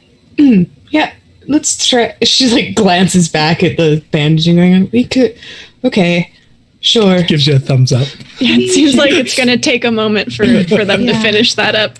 I think Lucille would probably like step a little bit away from the very vulnerable people, so that she's the first vulnerable thing, and then just go, "Hello." You see these figures stop and like take notice and Yes. start Yes, walking your way. you kind folk. Hello. And soon they get close enough that you can start to make out their shapes a little better. And before you see three towering wolf hybrid bipedal creatures. Well, look at this handsome bunch. Aren't we glad to stumble across you? Glad. Surely. Okay, why don't do you want this to be a group check or do you want Lucille to do you feel like this is more Lucille's individual action? Yeah. You do the words good. Go ahead. All right. Well, I am thinking that so my main tendency is salt, which is like connection and community. Yeah, I'd and buy all that. And I have two ticks in it. And then I also, like maybe just like her background of befriending people that are otherwise not super into being friends with witches. I don't know if like maybe she's kind of just figured that out of like how to, like how to make people like her when they How to are win told friends they and influence shouldn't. people? Yeah. Okay. Because I mean, if I could get 3, I would just take that one success, That seems reasonable. Okay. I don't want to sure. roll. So you're taking your 3. Yeah. All right. So you you make a good impression. It sounds like is the goal you were going for. Yeah. Have them not harm us. Yes. Approach peacefully. Okay. They do in fact do that. And they kind of exchange glances with each other, and approach, and one steps up and says, "What the hell are you doing all the way out here?" Oh, wow. Let me tell you, you just wouldn't believe what's going on right now. So we were looking for this bark, and now we've come to find, what is it called again, Caldrina? Some dark marble something. Marble powder. Yeah, because our friend here, her brother is really sick, and if we don't get this, then, she looks around to make sure Celeste isn't like within earshot.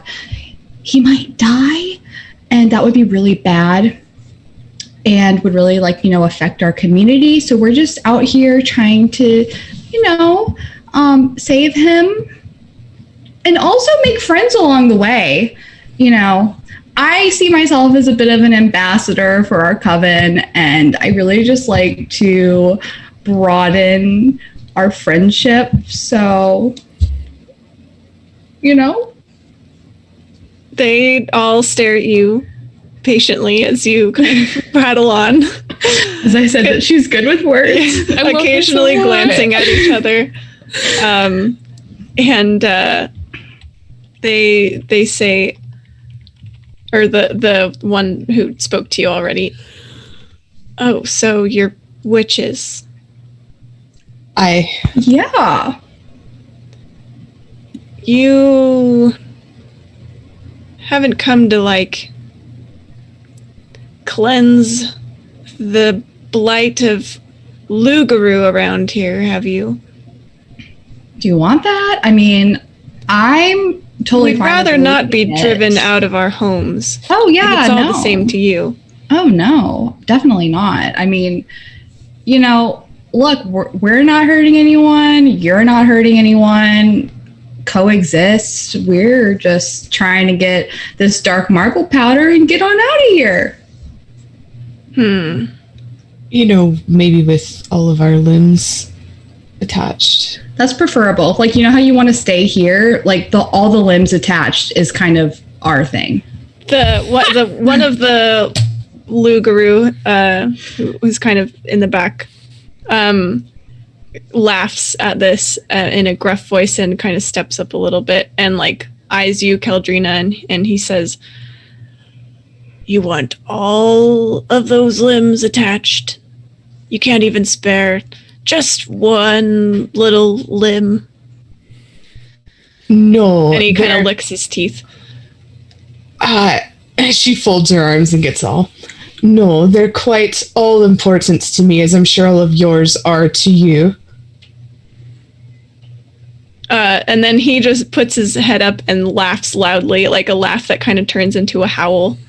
That echoes through the woods, and you hear a few howls come back in return. And the one who has been speaking to you so far, she kind of like hits his arm and says, "Oh, Ralph is just joking around. Don't worry about him.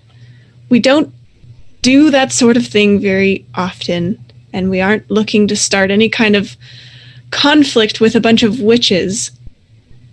Right. She glances back at Tam getting bandaged. So that was a mistake then. That was. Oh, we just had a run-in earlier. Don't worry about it. Don't pay any mind to that. I'm going to pay a little bit of mind to it. Keldrina. Sorry. I don't know what you're referring to. Oh, she just fell. No. Yeah. Mm-hmm. She tripped. She's really clumsy. What happened? She looks at Keldrina. You're kind. Damn near took her arm off. We had 3 circling us. Was it you 3? Could have been. Oh, so you just think all wolves are Lugaroo? You think we're all no. That's not. No, that is not what I'm saying. You see a wolf, you just assume it's a savage Lugaroo. Of course, add it to the legend, add it to the list of all the things Lugaroo have done. No, that's not what I'm saying. We're in your territory. What was I supposed to expect?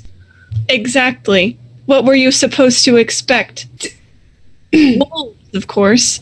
We don't control every wolf that runs through here. Some of them are just wild animals. They happen to be our friends and companions, but we don't dictate every action they take. No more than you dictate every action that your measly villagers down there do to us.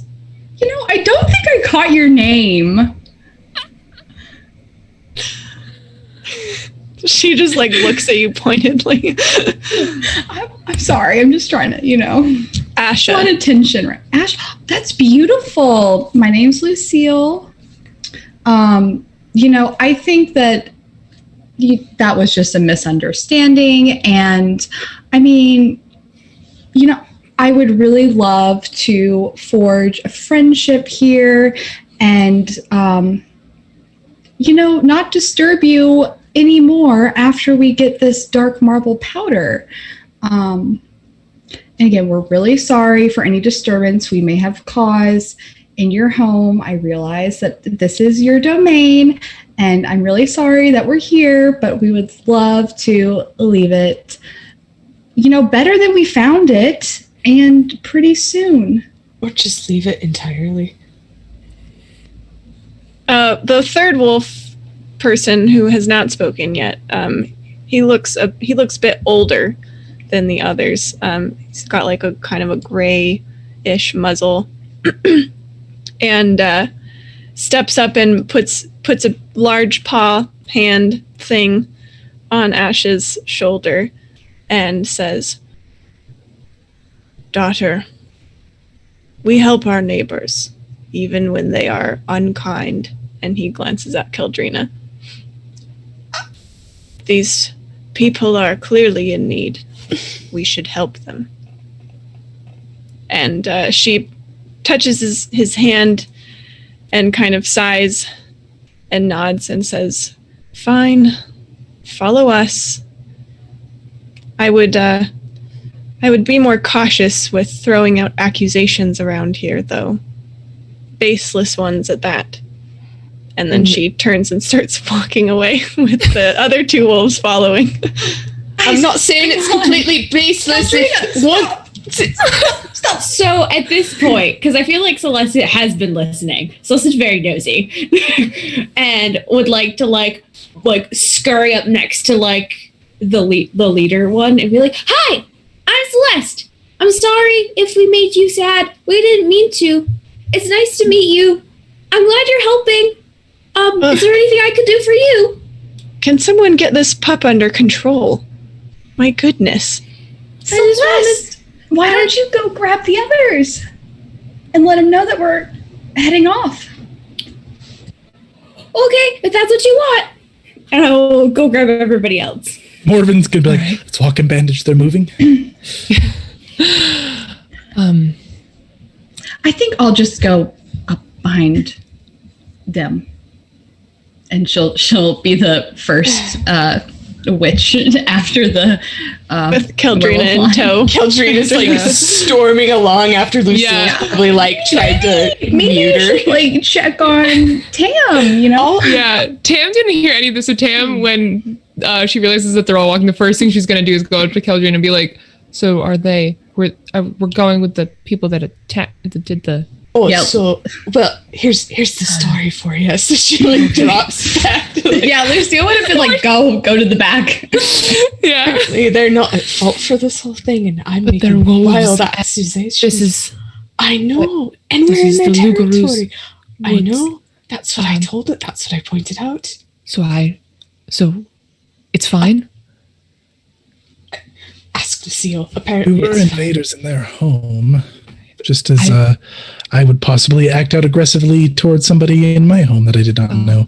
Oh, do you try to remove limbs while you're at it? You're like, no, you're not supposed to be here, so you're just biting away. I like to resolve things peacefully, though I do know that's a tendency of some. Apparently, it's all fine though. So it is. Look at her arm; it's perfectly patched.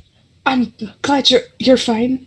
I'm fine. If the folks we're going with aren't gonna hurt me, then I guess it's fine. The one, she points to the one Ralph. That was Ralph. That one right there, because she totally learns names. He might take your arm off anyway, though. I'm going to go introduce myself. Watch out. Keep a. All right, I'm gonna hang back then. I'll just. All right, it's fine. It's fine. Just have to point out that Tam shot first. I was actually waiting for someone to mention that I attacked first. I'm not trying to mention any attacks. Adrena's on the defensive now. You're not wrong. And Morven, you move up by them and yeah, I'll go up by Lucille and them and just make an introduction. Okay. Nothing extensive, just being friendly. Yeah, they're pretty stiff, but not inhospitable. That kind of like that grudging hospitality, okay, fine. Yeah. Yeah. Lucille will just be trying to talk to them, see if there's anything that they need from the village that maybe she could arrange to some sort to be brought to them or to trade to them for something, and see if they have any unfulfilled needs for things that we make. Yeah, okay. Why don't you make a check? Just kind of see how well it goes. Okay, so I guess just the 2 for salt. Yeah, probably. Okay. All right. I rolled a 5 and a 3. Okay, so they well, you can either cancel them out or you can pick a consequence and I can pick a consequence. Isn't a 3 neutral? Oh, a 3 is neutral. Just kidding. So you have one plus to use. Okay. Well then, whether or not they have a need or something, ideally she would like to, learn a bit about them and side. Okay. Yeah, kind of like establish some sort of like bond if it's not just like out of survival and like helping each other in that way. Yeah. Okay. Just establishing some trust. So Ralph seems pretty feral. Okay. But he seems like good humored. So like you're like kind of keeping your distance from him, but he doesn't seem like he's like bloodthirsty. He's just kind of wild and thinks it's funny that you guys are so wary of them. Asha is she's pretty level-headed, and she'll kind of give you some. She seems the most pragmatic and like kind of the leader here, and so she starts talking in more practical terms about maybe like, well, we'll kind of see how this goes, and then possibly we can arrange something. And then the older one, whose name you learn is Sam, he is actually quite nice to you, and he tells you that in his time he's known a couple of witches, and he'll actually say, "Do you know Hazel? She was a good friend of mine back in the day. It's been many years since she's headed out this far, though." Farron? That's your last name, right? That's my mom. Oh, excellent. Yeah, Yes. that's the mother of the little boy that we're trying to save. Oh, I see. Yeah. He'll tell you stories of, I don't know, werewolf witch adventures. And so they lead you for a little ways, and then you come to what really looks like a small village kind of thing. Albeit maybe a little less constructed than yours, but definitely looks pretty established here. It's kind of built into the caves and then kind of spreading out from the caves. So they'll lead you back into the caves and basically point at the cave wall and say, "Well, here's your dark marble. I suppose if you need powder, you could just, I don't know, grind some off of the wall." Do I have something for stuff like that, like my healer's kit? Probably. You're like an herbalist kind of fellow, aren't you? Like a mortar and pestle or something like that. Yeah. Mortar and pestle. I will only take what I need. Oh, and Tam kind of rolls her eyes. Caldrina rolls her eyes with Tam, just like. So I'll go start could just carefully hit it scraping some off. Do we know how much we do need? it this way.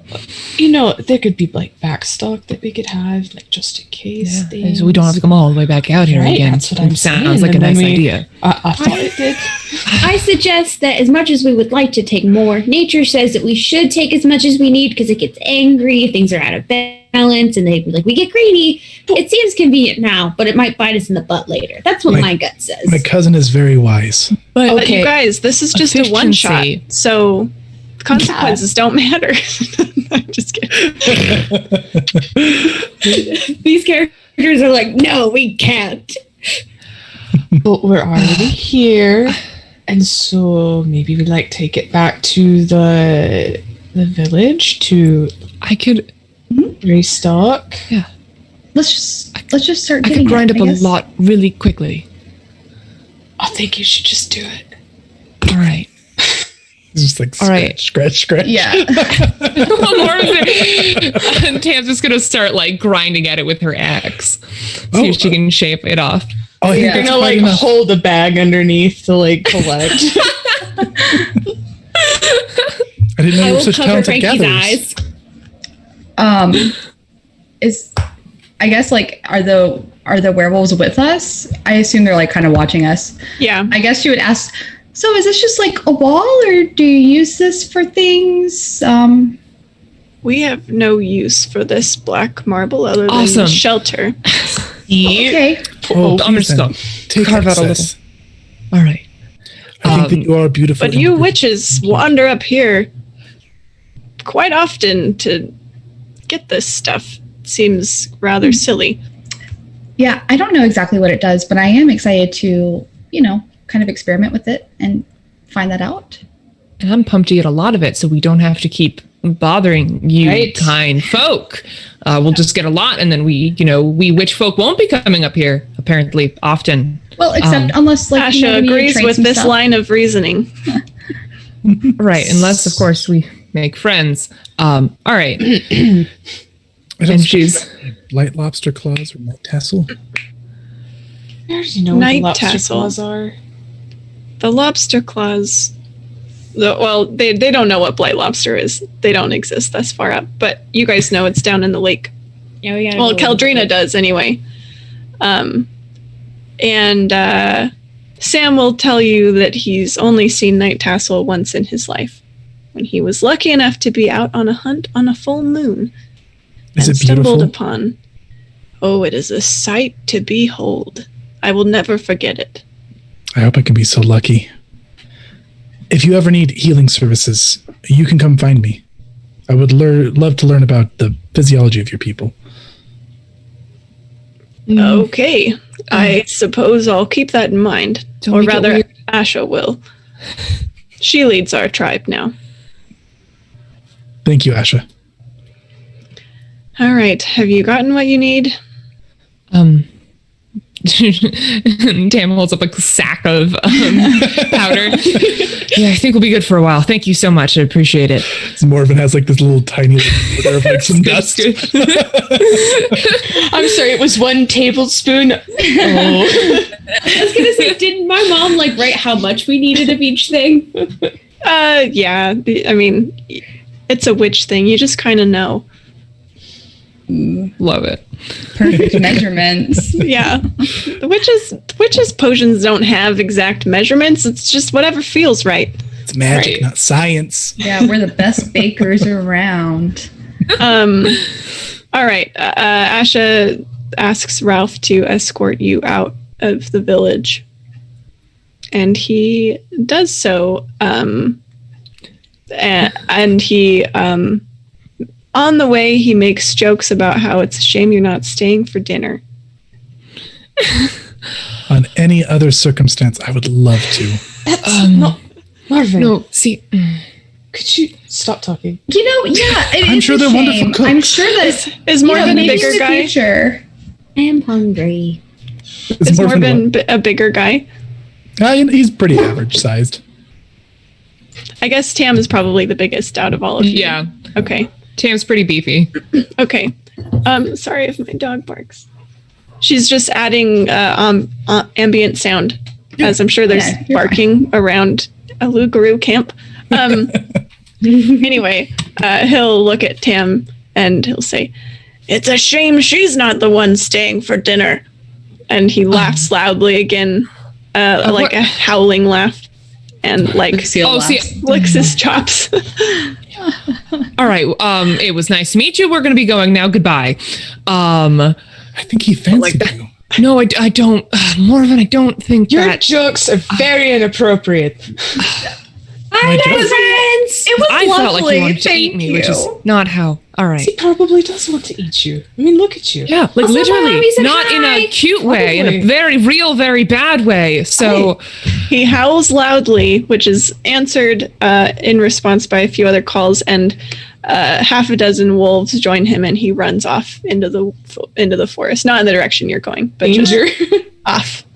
okay. So for Mama, the say record, okay. For the record, I got a lot, so we don't have to come back for a very long time. I got bitten, got alluded to being eaten.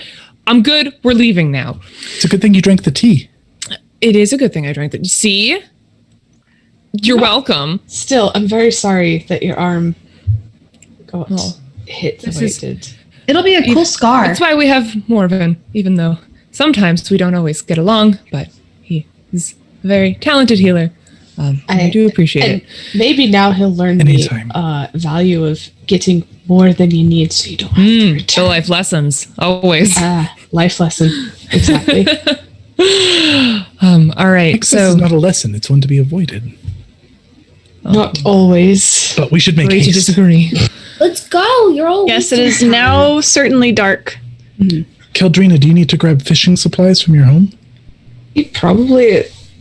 Is that the last thing we need? Maybe We need the night we need the night We have to tassel. find a night tassel. Lucille, did your charts? Yeah. I think I know. I think it's going to be blooming. So like, there's this little like glen that's kind of near my house. It's kind of far from my house, but it's really pretty. And you know, when the moon comes over, it hits it just right, and like the whole glen is illuminated. So I think it's going to be there. As far as like in the elsewhere, you know, that's still a work in progress. But I think if I get a hold of the night tassel and then check again, I can probably track it down. That was a very roller coaster of a story. So you might know where it is what I'm surmising. I know where one half of it is. And I think I Better can than nothing. figure out where the other half is if I get the first half. So like, you know, because like I need it to help me, you know, focus in on where it is in the other place. Right. Okay, so we should go that way.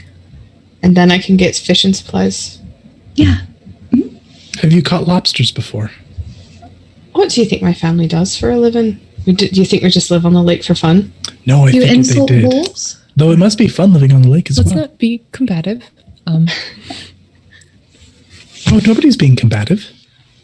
Someone is. I was a little, I'm sorry. You know, they had it coming. It was just a really high pressure situation. And Well, I'm just getting. I'm real not nervous apologizing. in these woods. I'd like to.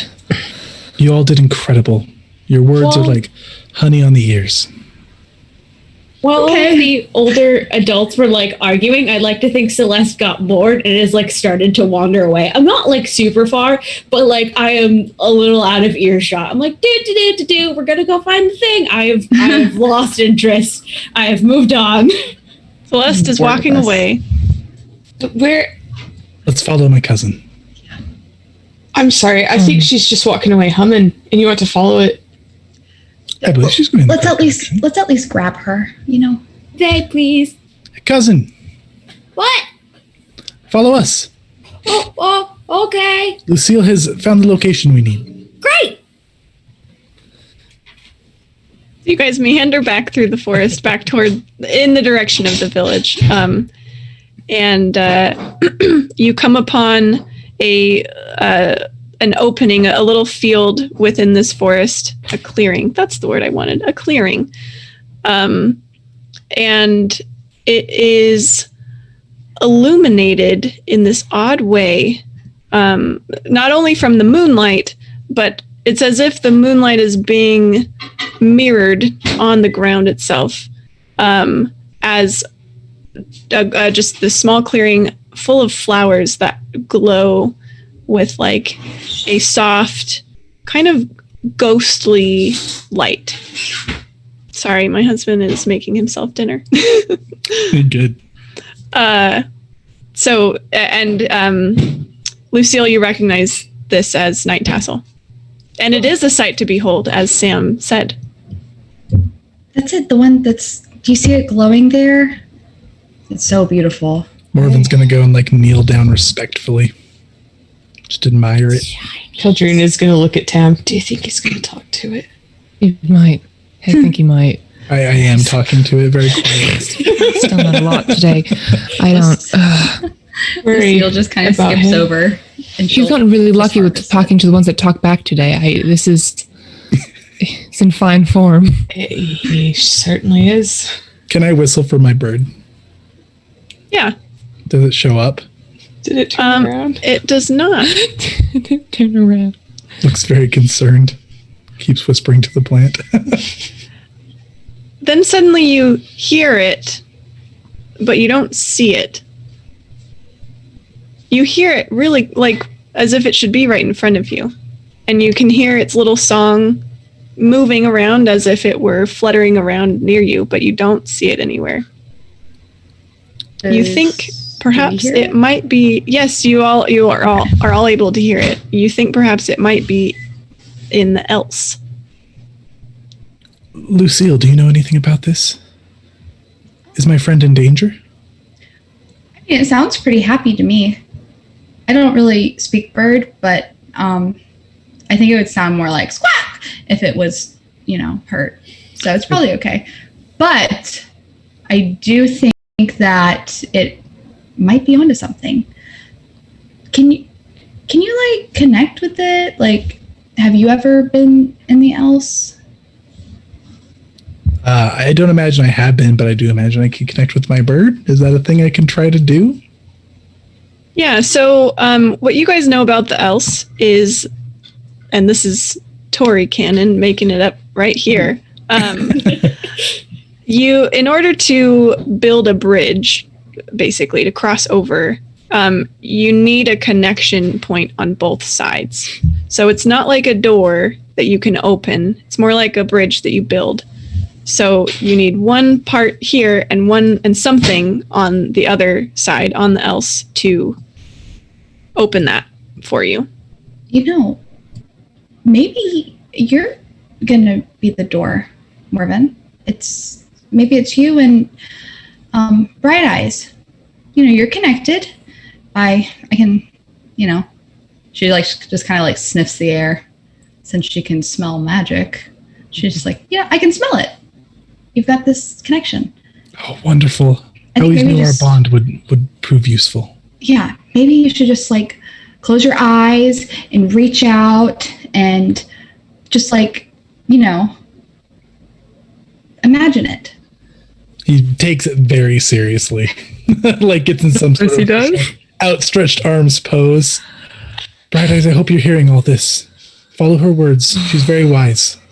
Okay, go ahead and make a check to try and build this bridge to the else. Oh boy, what kind? Well... Is the else living magic? Probably. I'm just looking at the other ones. I could see Rowan or I could see Salt. Could I try and help? Yeah, we can make this a group check if you guys want to. Because I have... you think this is kind of bigger magic, so you think it probably... Would knowledge in the bones help? As purveyors, seers, archivists, genealogists, storytellers, and prophets? Yeah, I think so. You probably have the most knowledge of this kind of connection from stories and legends and things like that. Can I get a dice for Bright Eyes being on the other side? You can get a dice for Bright Eyes. Lucille, who is anyone else participating in this? I think Celeste is just watching with Frankie and is just very intent. I don't think I'm necessarily helping. I'm just like... Okay. Keldrina or Tam, are either of you participating? Tam might just lay a hand on Morven because she's a little nervous that he might cross the bridge unintentionally or something. Oh yeah. So just in a grounding way, her large warm hand, she's gonna put it on his shoulder just to make sure nothing weird happens. I think Lucille would follow suit and place her hand on his other shoulder. This is getting very coven-y. Thank you for the support, friends. Keldrina are forming a little magical triad. We got a lot of dice in here. I mean, Tam doesn't entirely believe this is gonna work, but the talking to plant thing still kind of freaks her out. But she's like, all right, in case it does. I love that you guys think that you guys are weirdos, even though you're all witches. Weirdos.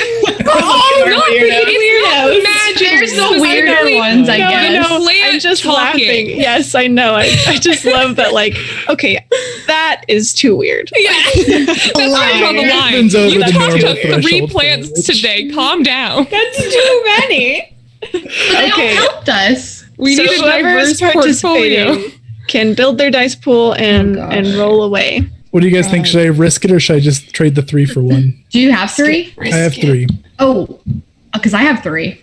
So we could. Let's do the 3 for 1. Let's do it. Yeah. So Okay. Tam, Does that mean I still roll or? yeah, sure. Okay. Cam squeezes his shoulder too hard and messes it up. No, Tam rolled 2 neutrals. Okay. Nice. So we've got two successes, 2 pluses. So you, Morven, you feel this. You feel your consciousness expand. Oh, wonderful. And you hear your bird song now, like you hear it outside, but you also kind of feel it inside, and it like echoes in your mind. And you take a deep breath and open your eyes to, because you feel like you've done it. When you open your eyes, things look kind of strange, a little bit incorporeal and kind of wispy. And you think you are in the else. And you can see your friends. You can even see yourself. Like, how did you say you were standing? Like arms outstretched. Yeah, very We're all holding him in like a very biblical kind of like. Yes, yeah. You see your Do we body. feel anything by touching him as he's? Yes, you feel like deep magic. My nose is going crazy. You're like, yeah, it's don't magic. sneeze. Don't sneeze. Yes. And yeah, so you think that a bridge has opened. Do I see this plant in here that we're looking for? You do. You also see a woman gathering up some of these night tassel flowers. And is Bright Eyes here with me? Bright Eyes is here with you. Good. We always find our way back to each other, don't we, friend? It twitters happily and lands on your shoulder. Excuse me, miss. She's humming to herself, and she seems kind of lost in her own little world at the moment. She doesn't hear you. I'm just going to slowly walk up and start gathering just like she is. Apparently, this is just how this works. Okay, so you're gathering, and she looks up suddenly and like stalks toward you quickly, and she says, "No, you will put that away right away. Put that down. Those are mine." Oh, are these yours? I'm sorry. I thought that they belonged to the land. They are mine. I am building my wedding bouquet. Can't you see that? Congratulations. I'm so very happy for you. You guys holding Morven on this end feel a disturbance in the force. No, you feel kind of almost like if it was like you guys were staring at a pond, you see a ripple. It's like that kind of feeling. Nothing like, oh my gosh, this is an emergency, but just something isn't quite settled. We don't see what's happening, right? Correct. You just see Marvin's body. Try, as I'm holding Marvin's body, to connect with his psyche in the else and like use my knowledge in the bones to see what he's seeing. Sure. Why don't you check and see if you can? Okay. Let's see. Keldrina, what are you doing while all this is happening? Observing. Next to Celeste, who's she's like, she's like being lookout, like just in case Jerkface comes back. I love Keldrina so much. I love everyone's character so much. all right, what did we get, Lucille? I got a 4, so it's neutral. Okay, you just can't. You feel like you have connected enough to him, or are connected enough to him, that you could tell if he were in danger. Which right now he does not feel distressed to you. Okay. But you can't quite follow his path, if that makes sense. Mm-hmm. It does to Lucille. It does, yes. Morven, you wished her congratulations. Uh-huh. You see that she's wearing a gown like what appears to be a wedding gown of sorts.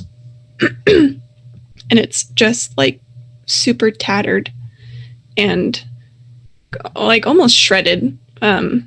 It looks more than old. It looks like it was like in an altercation. Are you okay? You look like you've been in a tussle. Are you saying you don't like my gown? It's beautiful. I'm just making sure. She bursts into tears.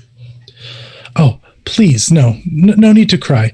I looked for ages for this gown, and finally I just had to make one for myself. And I know I don't have the income to be the fanciest bride, but I thought it would be good enough. He's gonna like kind of crouch down next to her and just very calmly. You are literally the most beautiful bride I've ever seen in the else. What do you mean the else? What are you talking about? We're in the else. What are you? Are you mad? He's gonna kind of like look a little confused. I've been told that I could be. Disregard that. Is there anything I can do to help you? May I help you put your wedding bouquet together? Well, first of all, you can give me those flowers back because I'm going to need them all for my bouquet. May I ask? I have somebody who's in grave danger, a child. All I need is just a bit of these to save their life. Could you possibly celebrate your new life that you're about to begin by saving another? It's a good omen on the wedding, I hear. But I need all of these flowers, or else my beloved is not going to marry me. Is your beloved an expert in wedding bouquets? No, what a silly question. What sort of man are you? I'm an herbalist, and wedding bouquets, plants, they all go hand in hand. And I can tell you, that's about 5 too full. Why don't you make a check here? Okay. Oh boy. So excited. I love that. I know. I kind of think Morven is the best and the worst person to have said. And I love that so much. I was internally going, oh no, but now. What kind of check can I use here? This seems, well, tell me how you feel like you're trying to approach this. I could see salt. That seems like the most logical. It seems emotion based, like you're trying to foster a connection with her. Yeah, I don't have salt. I do have breath in the lungs, which feels kind of applicable. I feel there's what was it? I looked up one of these words. I don't know how to say it properly. Send him my salt. Shanim, which is like love consultants, basically. If I looked it up correctly. Okay, yeah, I'd buy that. You can use your sphere here. Okay. That's a 5. Okay. Five too many, you say? Yes, it's just a little bit. Oh, now my beloved will never want to marry me. I can't even build a proper bouquet. I can he fix it for you. He starts crying again. I can be your professional advisor on this. I can tidy it up for you, make it look beautiful. You would do that for me? Of course. I love seeing love. Bless you. This is going to be the best day of my life. Yes, it will be. And are you sure you're okay? You seem distressed. Well, I'm a bit nervous. It's my wedding day, after all. As would I be. Here, let me tidy that up for you. Okay, and you are. She hands over this kind of ghostly bouquet of flowers, which feel solid in your hands, even though they don't necessarily look it. And you kind of rearrange the flowers and take a few. Is that sort of the idea here? Yeah, yeah, I'm going to take a few off and try to make it look nice. Okay. As you're focused on this bouquet, you turn back to her to hand her these flowers, and her face has turned like demonic almost. Oh. And she looks at you angrily. And she says, You killed my Richard. You killed my beloved. You will pay for this. And she starts charging at you. Okay. I'm going to just flee. Okay. Right Go ahead back and from where I came to. with some flowers in hand, I'm assuming. Oh, yeah. Okay. Go ahead and make a check for me here. Yep. Water, I imagine? I could hear something for Rowan, because you're essentially going back across this magical bridge thing. Okay. Lucille and Tam, I think you guys can feel this now, like, oh, okay, gotta go. And if you would like to help kind of pull him back across, I think you can. Oh, please do. Okay, Lucille. Yes. Something's wrong. Yes. I think one of us or some of us have to go in and help. And I think if you can channel your energy into making sort of like a bridge, it might help him pass through. Okay. I can like try. We did, like we did to get him there. The same thing. All right. Can we do it without him, like, knowing and doing it back to us? Like, can the two of us together, like... Just call out to him and imagine a bridge. Lucille, you think you might need some backup. It might take all of the magical energy you guys have on this side. Yes, we need more power. Please. More maximum power. Lend me your strength. I will take Frankie. Y'all hold hands. And I will place Frankie on Morven's head. And then I'll place a hand on Lucille's on his shoulder. Aldrina, please. Doing like I'll come up by the fact that we're all holding each other's shoulders. It's like a weird, like theater massage. Very witchy. It'll create that magic circle. Witches. It's a conductor. I love it. Okay. Morven, you can have an extra one for Frankie because he's on your head. And he is a creature that exists simultaneously here and in the else. So actually, in the else, Morven, you see Frankie now on your head. You like feel him. Oh, I love that. Oh, thank you, cousin. I'm going to take 3 for 1 then for my roll. Okay. Everyone think of Morven, and everyone close your eyes and think of a bridge. Tam's gonna close her eyes and think of Morven and kind of like imagine a plant and imagine she's like able to speak to the plant and she's okay with it. And just trying to picture Morven in her head and trying to like open herself up to like what would bring Morven back. And she's going to imagine like a field of plants and they're all maybe calling out to Morven or something. Morven be so touched. All right. What are everyone's results here? So we've got 1 success from Morven. I was going to use my salt and like the knowledge that I used the last time, which was 3. That makes sense. So I'll just turn that in for a success. Okay, we've got 2 successes. Can I make an argument for iron in the cold determination part? Yeah. Like, okay. And I have 3. I'll save Morven and turn 3 into plus. I was gonna do stone for like being rooted and trying to like not move and not let myself get dragged in, and then that's 2 for stone, and then 1 for salt, which is my connection to Morven, and I'm gonna turn those in for a success as well.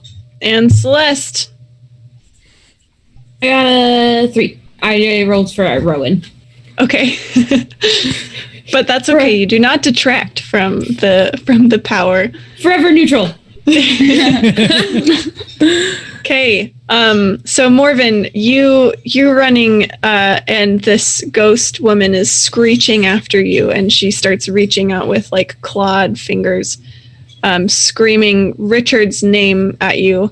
And you're just running. You aren't even really quite sure how to get back exactly, but you're just running toward your body. And then you see your friends all gathering kind of around you. And then they don't make this motion, but like from within them, these hands start reaching out toward you. And you just grab a hand and it shunts you back into your body, and you like come out of this weird trance thing. Your burb friend is there too, and you're holding a small bouquet of these ghostly, semi-incorporeal flowers. He's gonna like immediately drop to his knees, and he's gonna hold the plants up, and he's just gonna start crying softly. Tam's gonna run up and give Morven a hug. I'm sorry I made fun of you. Are you okay? I'm really, I got really worried about you. There was a poor woman in there. She never got to be with her love. It was horribly tragic. But I did get what we needed. Lucille will just like dash to like examine the night tassel, and she's going to take the night tassel from the here and just like start examining to see if there's any differences or if they're the same, and just like I'm so glad that you're okay. Thanks for getting this. And then she's just going to start digging into looking at that. Yeah, they look identical, except the ones from the Elts do just kind of have that semi-see-through property, but their look is the same. And actually, you holding these incorporeal ones, you can kind of spot out the exact flowers in the here that these belong to, and they match. They're identical except for the incorporealness. Okay, yeah, she's just gonna take a second to sketch and write some notes about it while everyone's like fawning over Morgan. Recovering. I'm gonna take Frankie back. Tam's just sobbing. Oh yes, Frankie is still in Morgan's head. And then I'm gonna pat Crying Morgan with on the Frankie head. just on his head. Yeah, I'm gonna take Frankie out. I'm gonna like pat him on the head and be like, "You did good." And then I'm gonna give Morgan a hug also. Thank you, cousin. Thank you, friends. Hug puddle. I fear that without you, I would have had to have witnessed an eternal tragedy. I got you. I don't like that, so we wouldn't have let that happen, would we, Frankie? Eldrina will just step up. Welcome back. Thank you. You have some fishing to do now. I believe so. Yeah, so you guys start trekking back toward the village. It's now late at night. Well, I guess it's up to you if you want to finish the tasks in this night or try with the light of day. You do know, Keldrina, that these blight lobsters tend to be nocturnal. Most active at night, I should say. I don't know that fish are like nocturnal, but you know what I mean. Well, I assume the full moon's giving a lot of light. Yeah, more than usual for a night. So they're a little bit hard to catch though because they're at the bottom and they're black. So hence the whole blighted part of a blight lobster. It's going to take a little bit of time to catch, even with the moon. I'm just preparing y'all for a little bit of a wait. Wait. That's okay. I could study the night tassel more. Morgan could take a breather, or we could help you catch them too, I guess. You're welcome to help. I'm just saying that it's a difficult task. Maybe Frankie can get in there. Frankie and I start can help prepping you. ingredients. Does Frankie have any experience in herding? Did you say hurting or herding? Herding, like herding sheep. I don't feel like my frog has experience herding sheep. Maybe lobsters. Or lobsters, but Celeste would be like, I think we got a lot of experience with chickens and goats. They can't be that much different. She like crouches down. She crouches down to Celeste's level, and she's like, "Okay, Celeste, they are different than any of those things. But I am good with animals." That's wonderful. So with Frankie, I think what we need to do is we need to put Frankie in the water and let Frankie dive a little bit. Maybe guide my line down to the bottom of the lake and see what Frankie can see that maybe our eyes might not be able to. That works for me. Sounds like a good plan. All right. Frankie's an incredible creature. He can handle this task. Yeah. Right. The frog. Okay. All right. Yeah. Is the bird back? Yes, the bird made it Okay. back across the bridge. Okay, so I am just montaging that I have my fishing stuff now. Yeah, you head down to your house, you grab your lobster cages, Yep. and Lobster cages. head out to your boat. What's your boat called? It's called the. Oh no! Why have you done this to Oh, me? sorry. It could be called whatever we want it to be called. It's called the SS. I'm looking at my desk for something. The witching hour. The Witching Hour. Ooh, Sure, it's called the Witching Hour. I like that. I like that too. Very cool. Okay, so you board the Witching Hour. It's a small fishing vessel. It's a lake, so you don't need anything terribly big. It could theoretically be big enough for all of you to fit on it, if that is the plan. Is anyone planning on staying behind? I missed that. More of an offer. I'll start preparing the ingredients and stay behind. Okay. Yeah, I'm not a big fan of water and boats, so I'll stick with Marvin. Okay, We'll get you out Lucille here will go, I sometime, guess. Sam. I don't think I'm going to be much help, but I mean, I'm great moral support, or so I've been told. You And gotta that's why bring you your always meet at Lucille's house, because I've she's got the best glue. snacks and the. moral support, Lucille.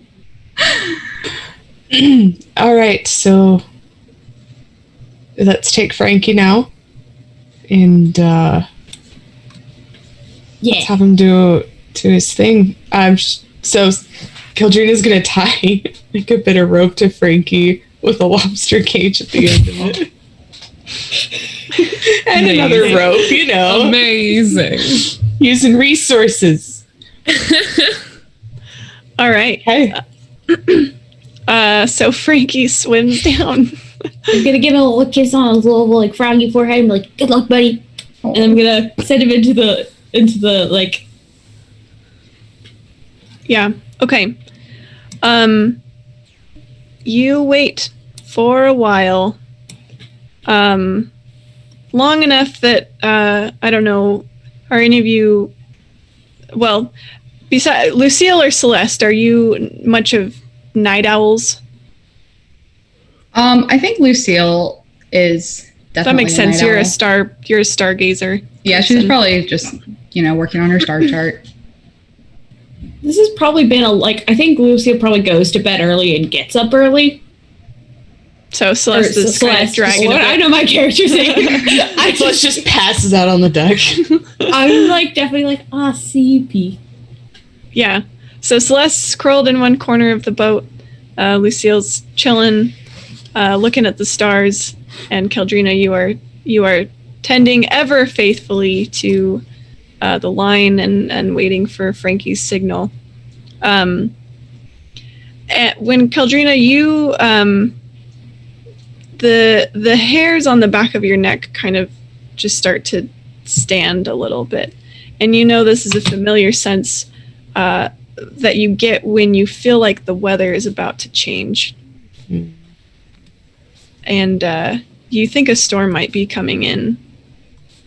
Lucille, you might want to grab Celeste and maybe get under the covers right there. Okay. I guess if she'll just kind of drag Celeste. Kildrina will point up. There's a storm coming. Should we maybe go in or? Oh no, we've weathered storm. I've weathered storms out here before. I know how to pilot the boat. Famous last words. How deep is this lake? I imagine this is like a big lake. If it takes, yeah, okay, Yeah, it's a Okay. big lake. it's one of those. We just need to wait for Frankie to come back. Big and deep. Big and deep. Yes. If we just need to wait for Frankie's signal, and we can't just leave, we'll be fine. Just go get yourself under some cover so you don't get drenched. Okay, she'll probably wake up. Celeste, actually. Celeste, What? can you, like, I don't really know how the familiar stuff works, but can you, like, tell where Frankie is or communicate with Frankie?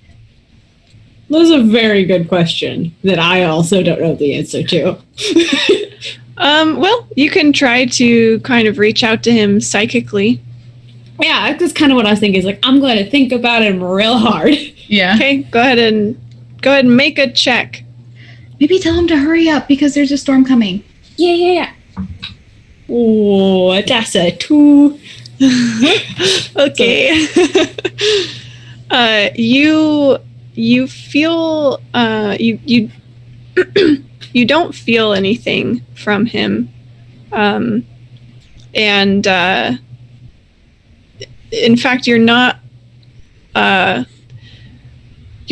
like even sure if he's still there. So let's just stops for a second. What's wrong? I don't feel him. Like, I reached out with my thoughts and there was nothing. But, like, not like he's, like, chilling. Like, gone. Like something might have eaten him under the surface. It's a strong possibility. This is a very big lake. I mean, maybe, like, you just woke up. Maybe, like, morning brain, kind of foggy, Yeah. You're probably right. I'm gonna like rub my head and like try like in my eyes and like try to wake up and like kind of concentrate like even harder. Just like Yeah. Can I like try and like, I guess, like touch Celeste on the shoulder and like try and see if I can sense empower Frankie? her. Sure. Yeah, or try and like see him, Put the psychic feelers out. Yeah. yeah. All right, you guys can try together. Caldrina, you do know that there are creatures in this lake capable of eating a frog. She's just like, oops. Not saying anything. I got a 5. I got a 3. Okay. So like a little blip on a radar thing, you finally kind of get a little like a weak little boop. He seems possibly, it seems weak, like a weaker connection. So good news. I think I got like a boop, I think he's out there, but like far away. So I don't know if that means anything, but It's a very deep lake. Well, Frankie did understand the directions, right? Like Frankie normally understands the directions, or is Frankie just doing Frankie? Oh, for the love. I'm glad that this is the moment you guys ask if a frog understood your instructions. Familiar works. I know, I'm just laughing. Because like neither Lucille or Caldrina have a familiar. Yeah, they just assume. Frankie wasn't going to disappoint them.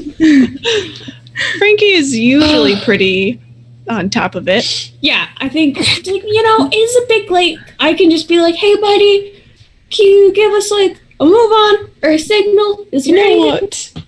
I'm just gonna start pulling it up now, eh? yeah, I mean you're the captain, so I guess. The sky lights up as lightning glances down, Oh dear. and Yeah, a get few under seconds later, thunder rumbles through the air. You two back on shore. I imagine you're in Caldrina's house. I'm assuming that's where she left you to prepare the supplies. What are you guys doing? Are you like mortar and pestling things?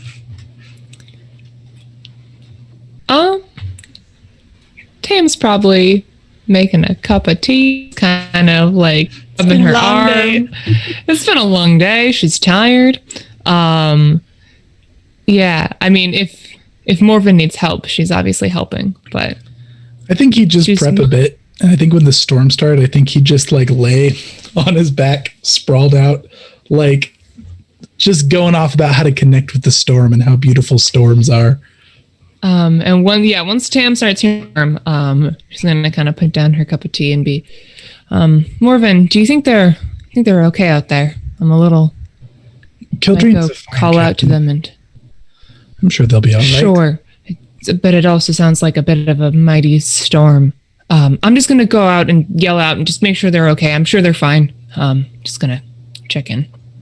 Always keeping everyone safe. Yes, I really do try. Okay.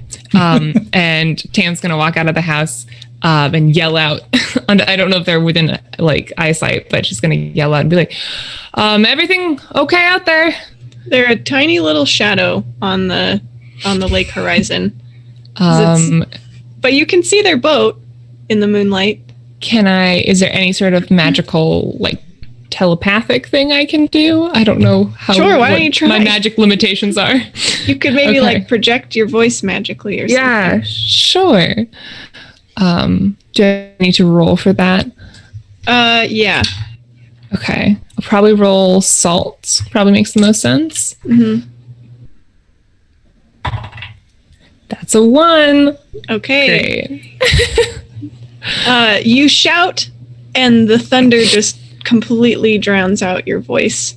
You think the storm is moving closer. All right. She's going to run back. Rain.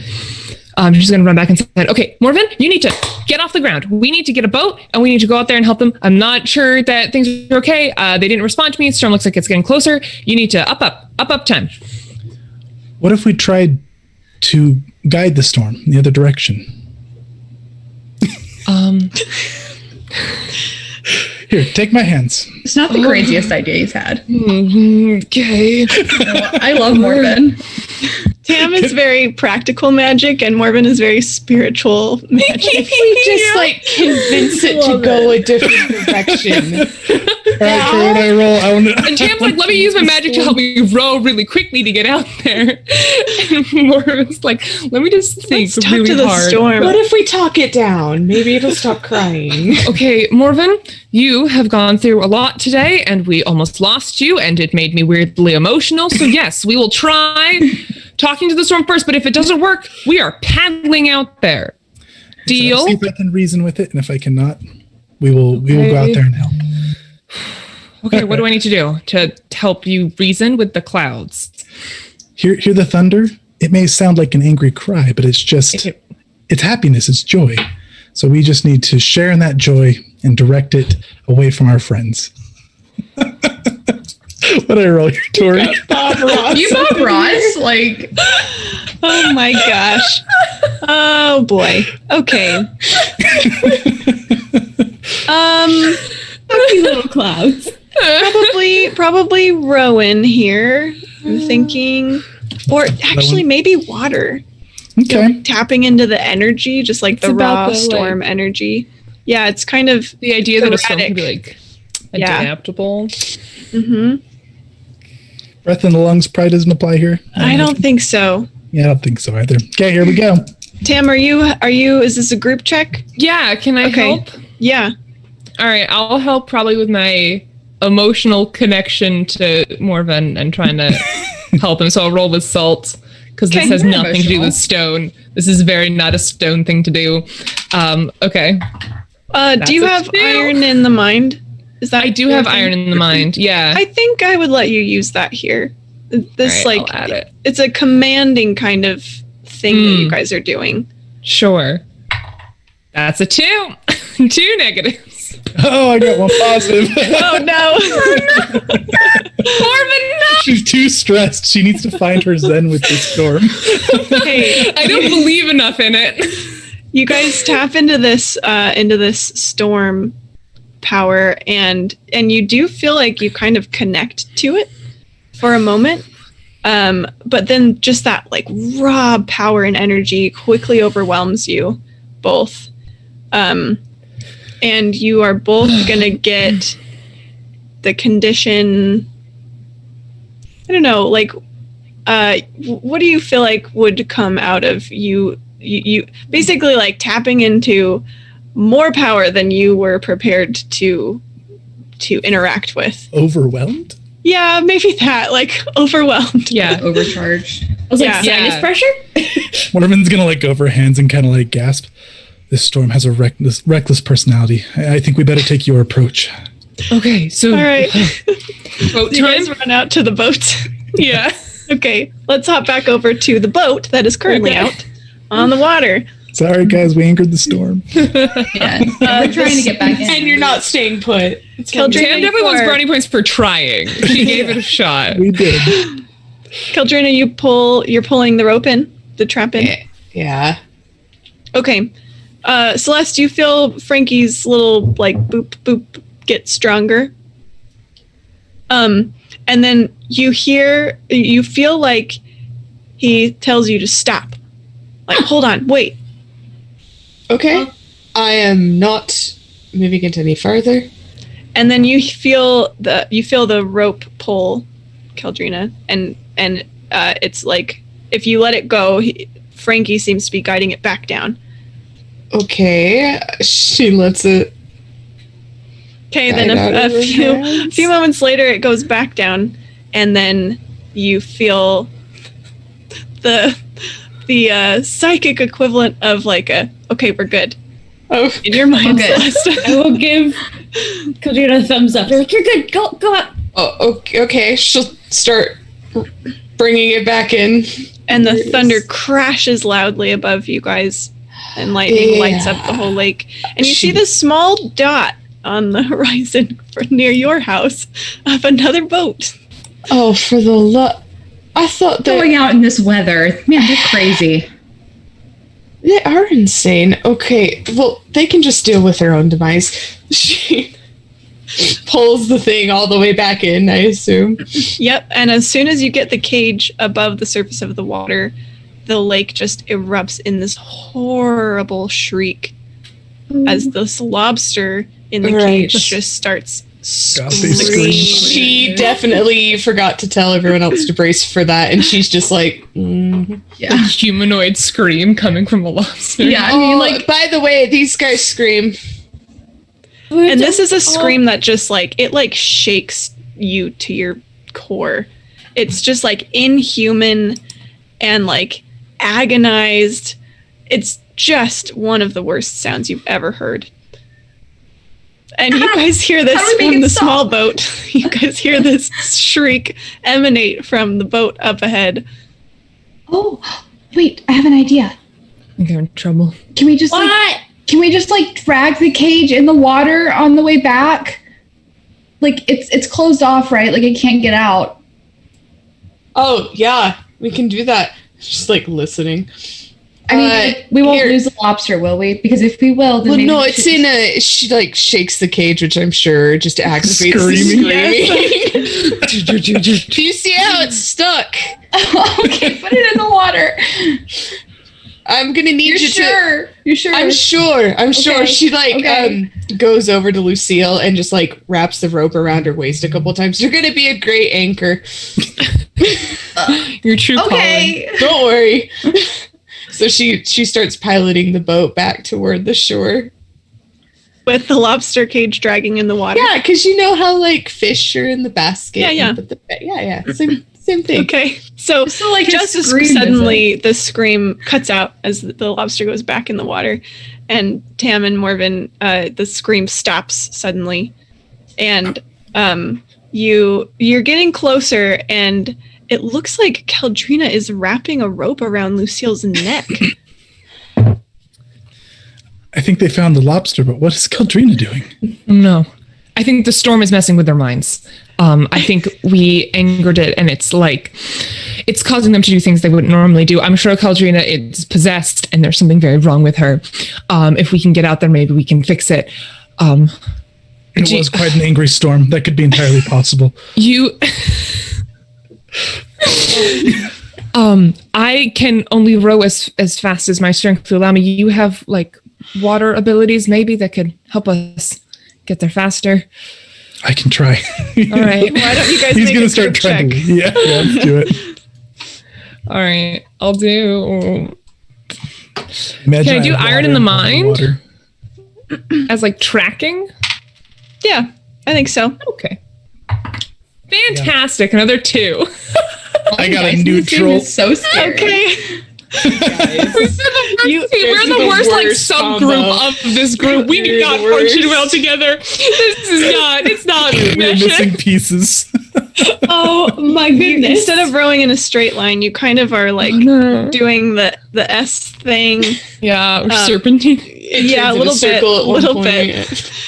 And the lightning flashes again. And Morven, it looks like Celeste is like cowering away from Caldrina in the corner of the boat, under some covers. I'm gonna shout, And Lucille is all Caldrina, tied up and don't can't get do into anything. a tower.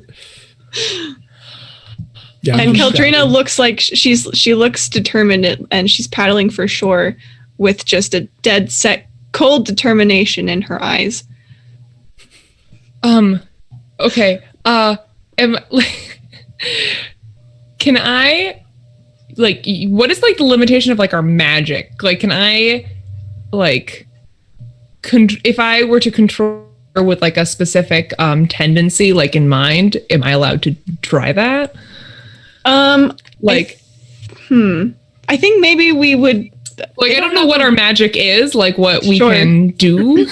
I'm gonna say this makes sense to me. Canonically, I don't think you can control another witch. I think I think like the equally magic abilities. Sure. Could I control like the water around me, like I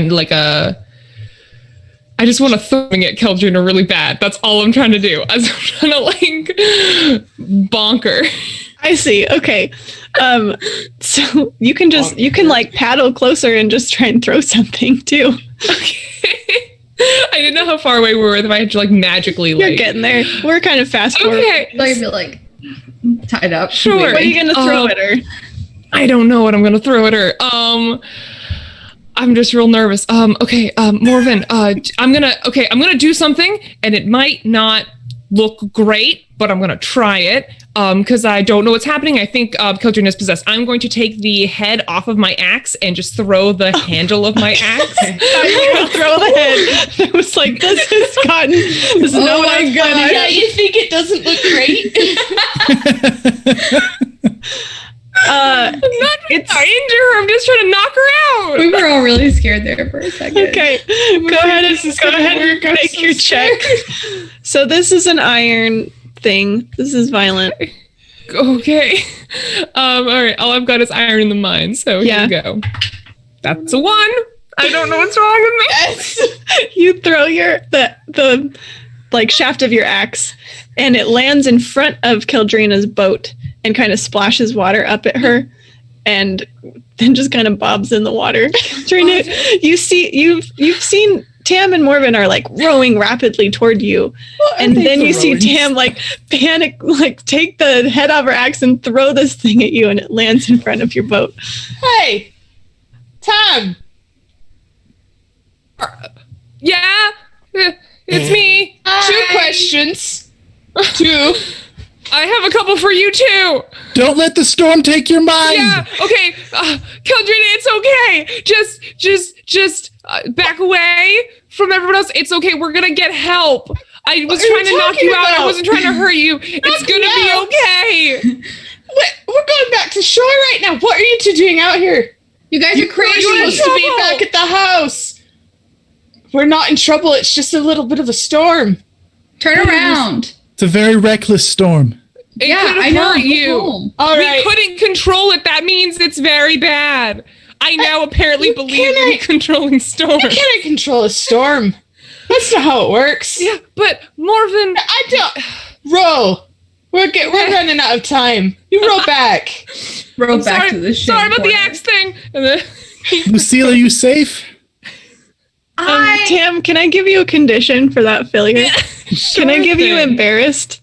Yep, you sure can.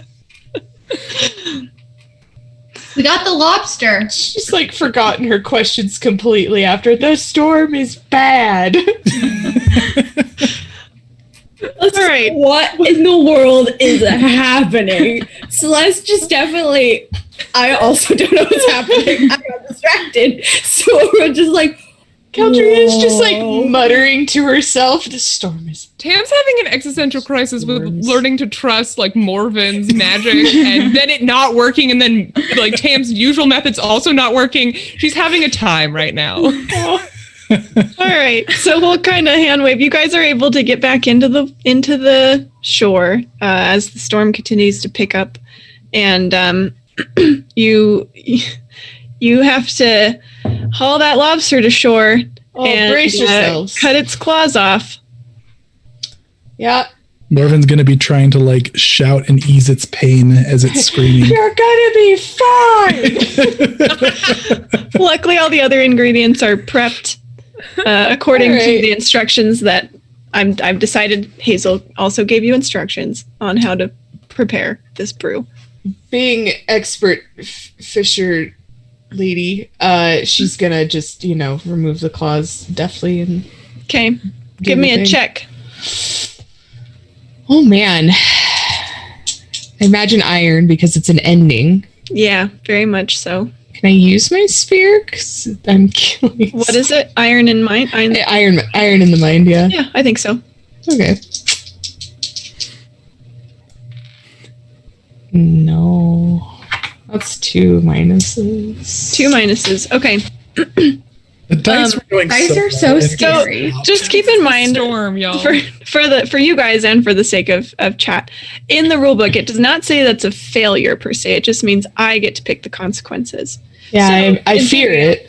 Yeah, right. It's not necessarily a good thing, but it's also not necessarily a bad thing. So you are able to cut this thing's claws off, but the shrieking is so horrible that you all get shaken as a condition. Yeah, and Caldrina, I think I'm gonna up that shaken for you to a grave consequence. Okay.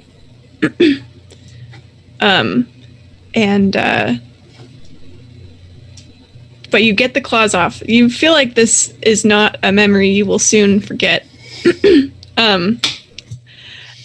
get the claws off though, and you toss them in the cauldron, because where else would witches brew anything except in a cauldron? Right. All right, and I need you guys to make one last group check for me to brew this potion together with all of your collective knowledge Oh, no. and experience and magic. My rolls have not been going well. We might accidentally kill a child. Oh boy. Take All this. righty. We think. Is this Rowan? Let me look at my little thing here. I think I definitely get my sphere because healer. I could see Rowan. I could see Earth. I could see Salt. Okay. I'll do salt. Yeah. Yeah, I'll do my 1 salt. You guys want me to roll? Hey, it's a or pick 3. them I didn't mess it up. I'm just that's it. I think you, just You have could to use your kinda breath do in the whatever you lungs. I want. think, Chase. Okay, I'm gonna try rolling mine. I'm feeling lucky. Okay. Can I use Frankie somehow One, I to got one like, plus. 2 especially neutrals. because. I'm so sorry. What's that? Can I use Frankie to help and try to like think about how I'm like trying to help my brother? You could use your brother as a extra dice. That makes sense to me. Yeah. A 4 and a 5. Okay, we've got 1 success from God. Celeste, 1 success from Morven, a neutral from Tam, 1 success from Caldrina. I got 2 failures. That still adds up to 1 success, Thank right? goodness. Okay. Yeah, guys, I don't know. So you brew up this potion and it looks disgusting. Perfect. And it also kind of shimmer, like it's chunky because of the claws that you kind of had to chop up. It's got this like dark color because of the powder. What else did I make you guys go get? Marble. And it's also like gritty because of the powder and also the bark. And then it's kind of subtly glowing with this greenish, ghostly luminescence because of the night tassel, and it's thick and like goopy. But you're able to scoop it up into a bottle, and do you all go to give it to little Henry, or just Celeste? I want to go. Him is Eldrina's not really like done. wanting to be around anyone right now. I She hope feels he's half conscious. That's fair. Well, yeah, Kildrina's gonna go try to lecture Tam on proper storm v water. Yeah, Tam's gonna try to get out without Keldrina noticing her. All right.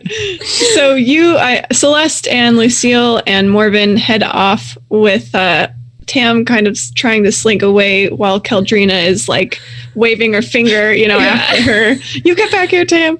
And you rush up to the farmland, where you see, Celeste, the lights in your home are still on. Well, like the candles and lanterns and things are still lit. They left a light in the window for you. And your moms are both still up, and they are very happy and relieved to see you. And they quickly rush upstairs and give Henry this nasty potion. And he kind of like coughs and like gags a little bit, but manages to keep it down. And as if it were a magical potion, his color comes back. He sits up, his eyes are clear, and he looks at you with a great beaming smile, and you all feel like everything is going to be just fine. The end. Yay, so good. Good story, Tori. That ramped up in chaos very quickly. Yes. Yeah. And I love it. That was so much fun. Very What a fun. good game. Thank you so much for running that. Yeah, thanks, Tori. Thanks for I love our being great dysfunctional players. witch coven. Yeah. I don't know why we hang out. We all have very like ideological differences, but I kind of We're love just it. like Witches the gotta only stick ones. together. Yeah. Very cute It's though. I love it. delightful. Yeah. And I All really like right. the system. Yeah, it was cute. Ray, I don't know if you want us to re-announce who we are, or if you want to wrap up, or whatever you'd like to do. Okay, Ray wants us to plug. So I guess I'll start real quick. I am Tori. That was my dog crashing into the blinds. You can find me at Level 1 Geek. We just started a Twitch channel, so if you liked what me and Katie and Chase were like, you can head over there and give us a follow if you want. We're just starting that up. You can also find level1geek.com, where we write all about different tabletop RPGs and advice for how to get into them and stuff like that. So that's me. I guess, Katie, you want to go ahead and, sorry I stole some of your thunder, but I mean, that's it. Yeah. I'm over on Level 1 Geek with Tori and Chase, and if you like it, go. I dropped our link in the chat, so yeah, come check us out. We like to review new systems too, so we're always kind of moving around the TTRPG world with indie games and the like. yeah. Celeste, go ahead. Yes, I am Beats. You can find me on at Wizards and Beats on Twitter, where I'm just kind of hanging out. If you also check out Wizards and Beats on Itch, I don't have anything there yet, but I will hopefully in like 20 days. So check back then, and I will have some stuff that I'm working on. Exciting. That brings us to Chase. Yeah, I am Chase. As Tori and Katie already said, I am also part of Level 1 Geek. So check us out there. We just started a Twitch channel. If you guys want to see us play more TTRPGs, check it out. It's twitch.tv/LVL1Geek. So yeah, it was super fun. Thanks, guys. All right, Shelby. Hey, I'm Shelby. You can find me on Twitter and Twitch at Shelby is a Nerd, where I like to tweet about things that I'm interested, which are mainly nerdy things and, well, quote, like TTRPGs and other video games and things like that. Awesome. And Rachel, our lovely Tam.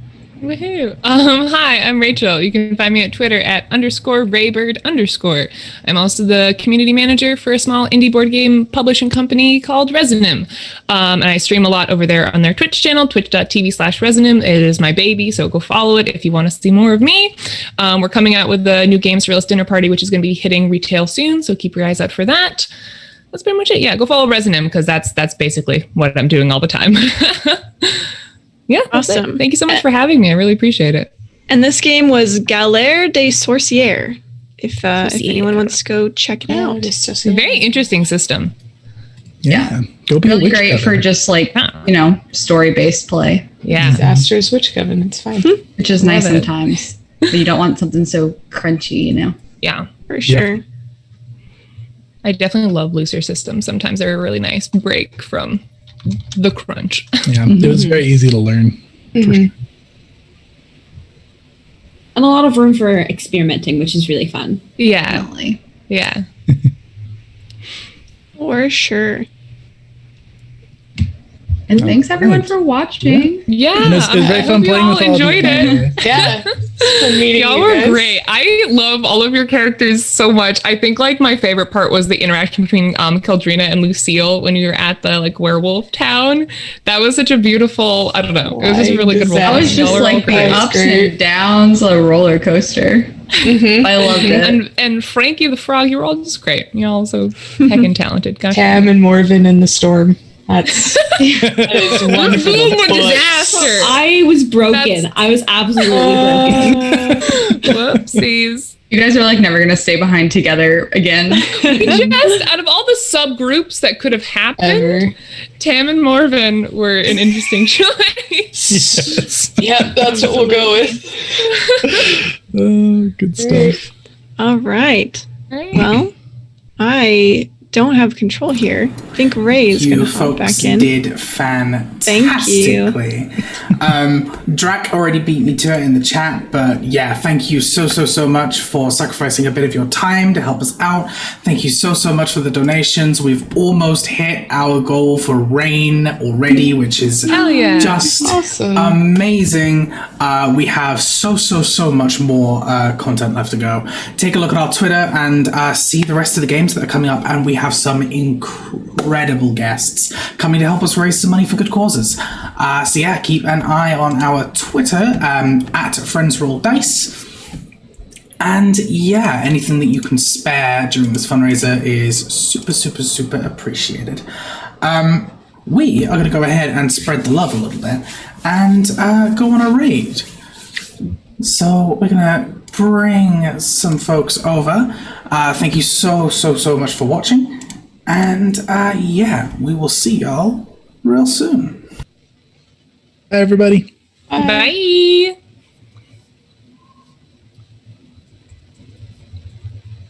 8, 7, 6. We're taking a little while, but it's all right.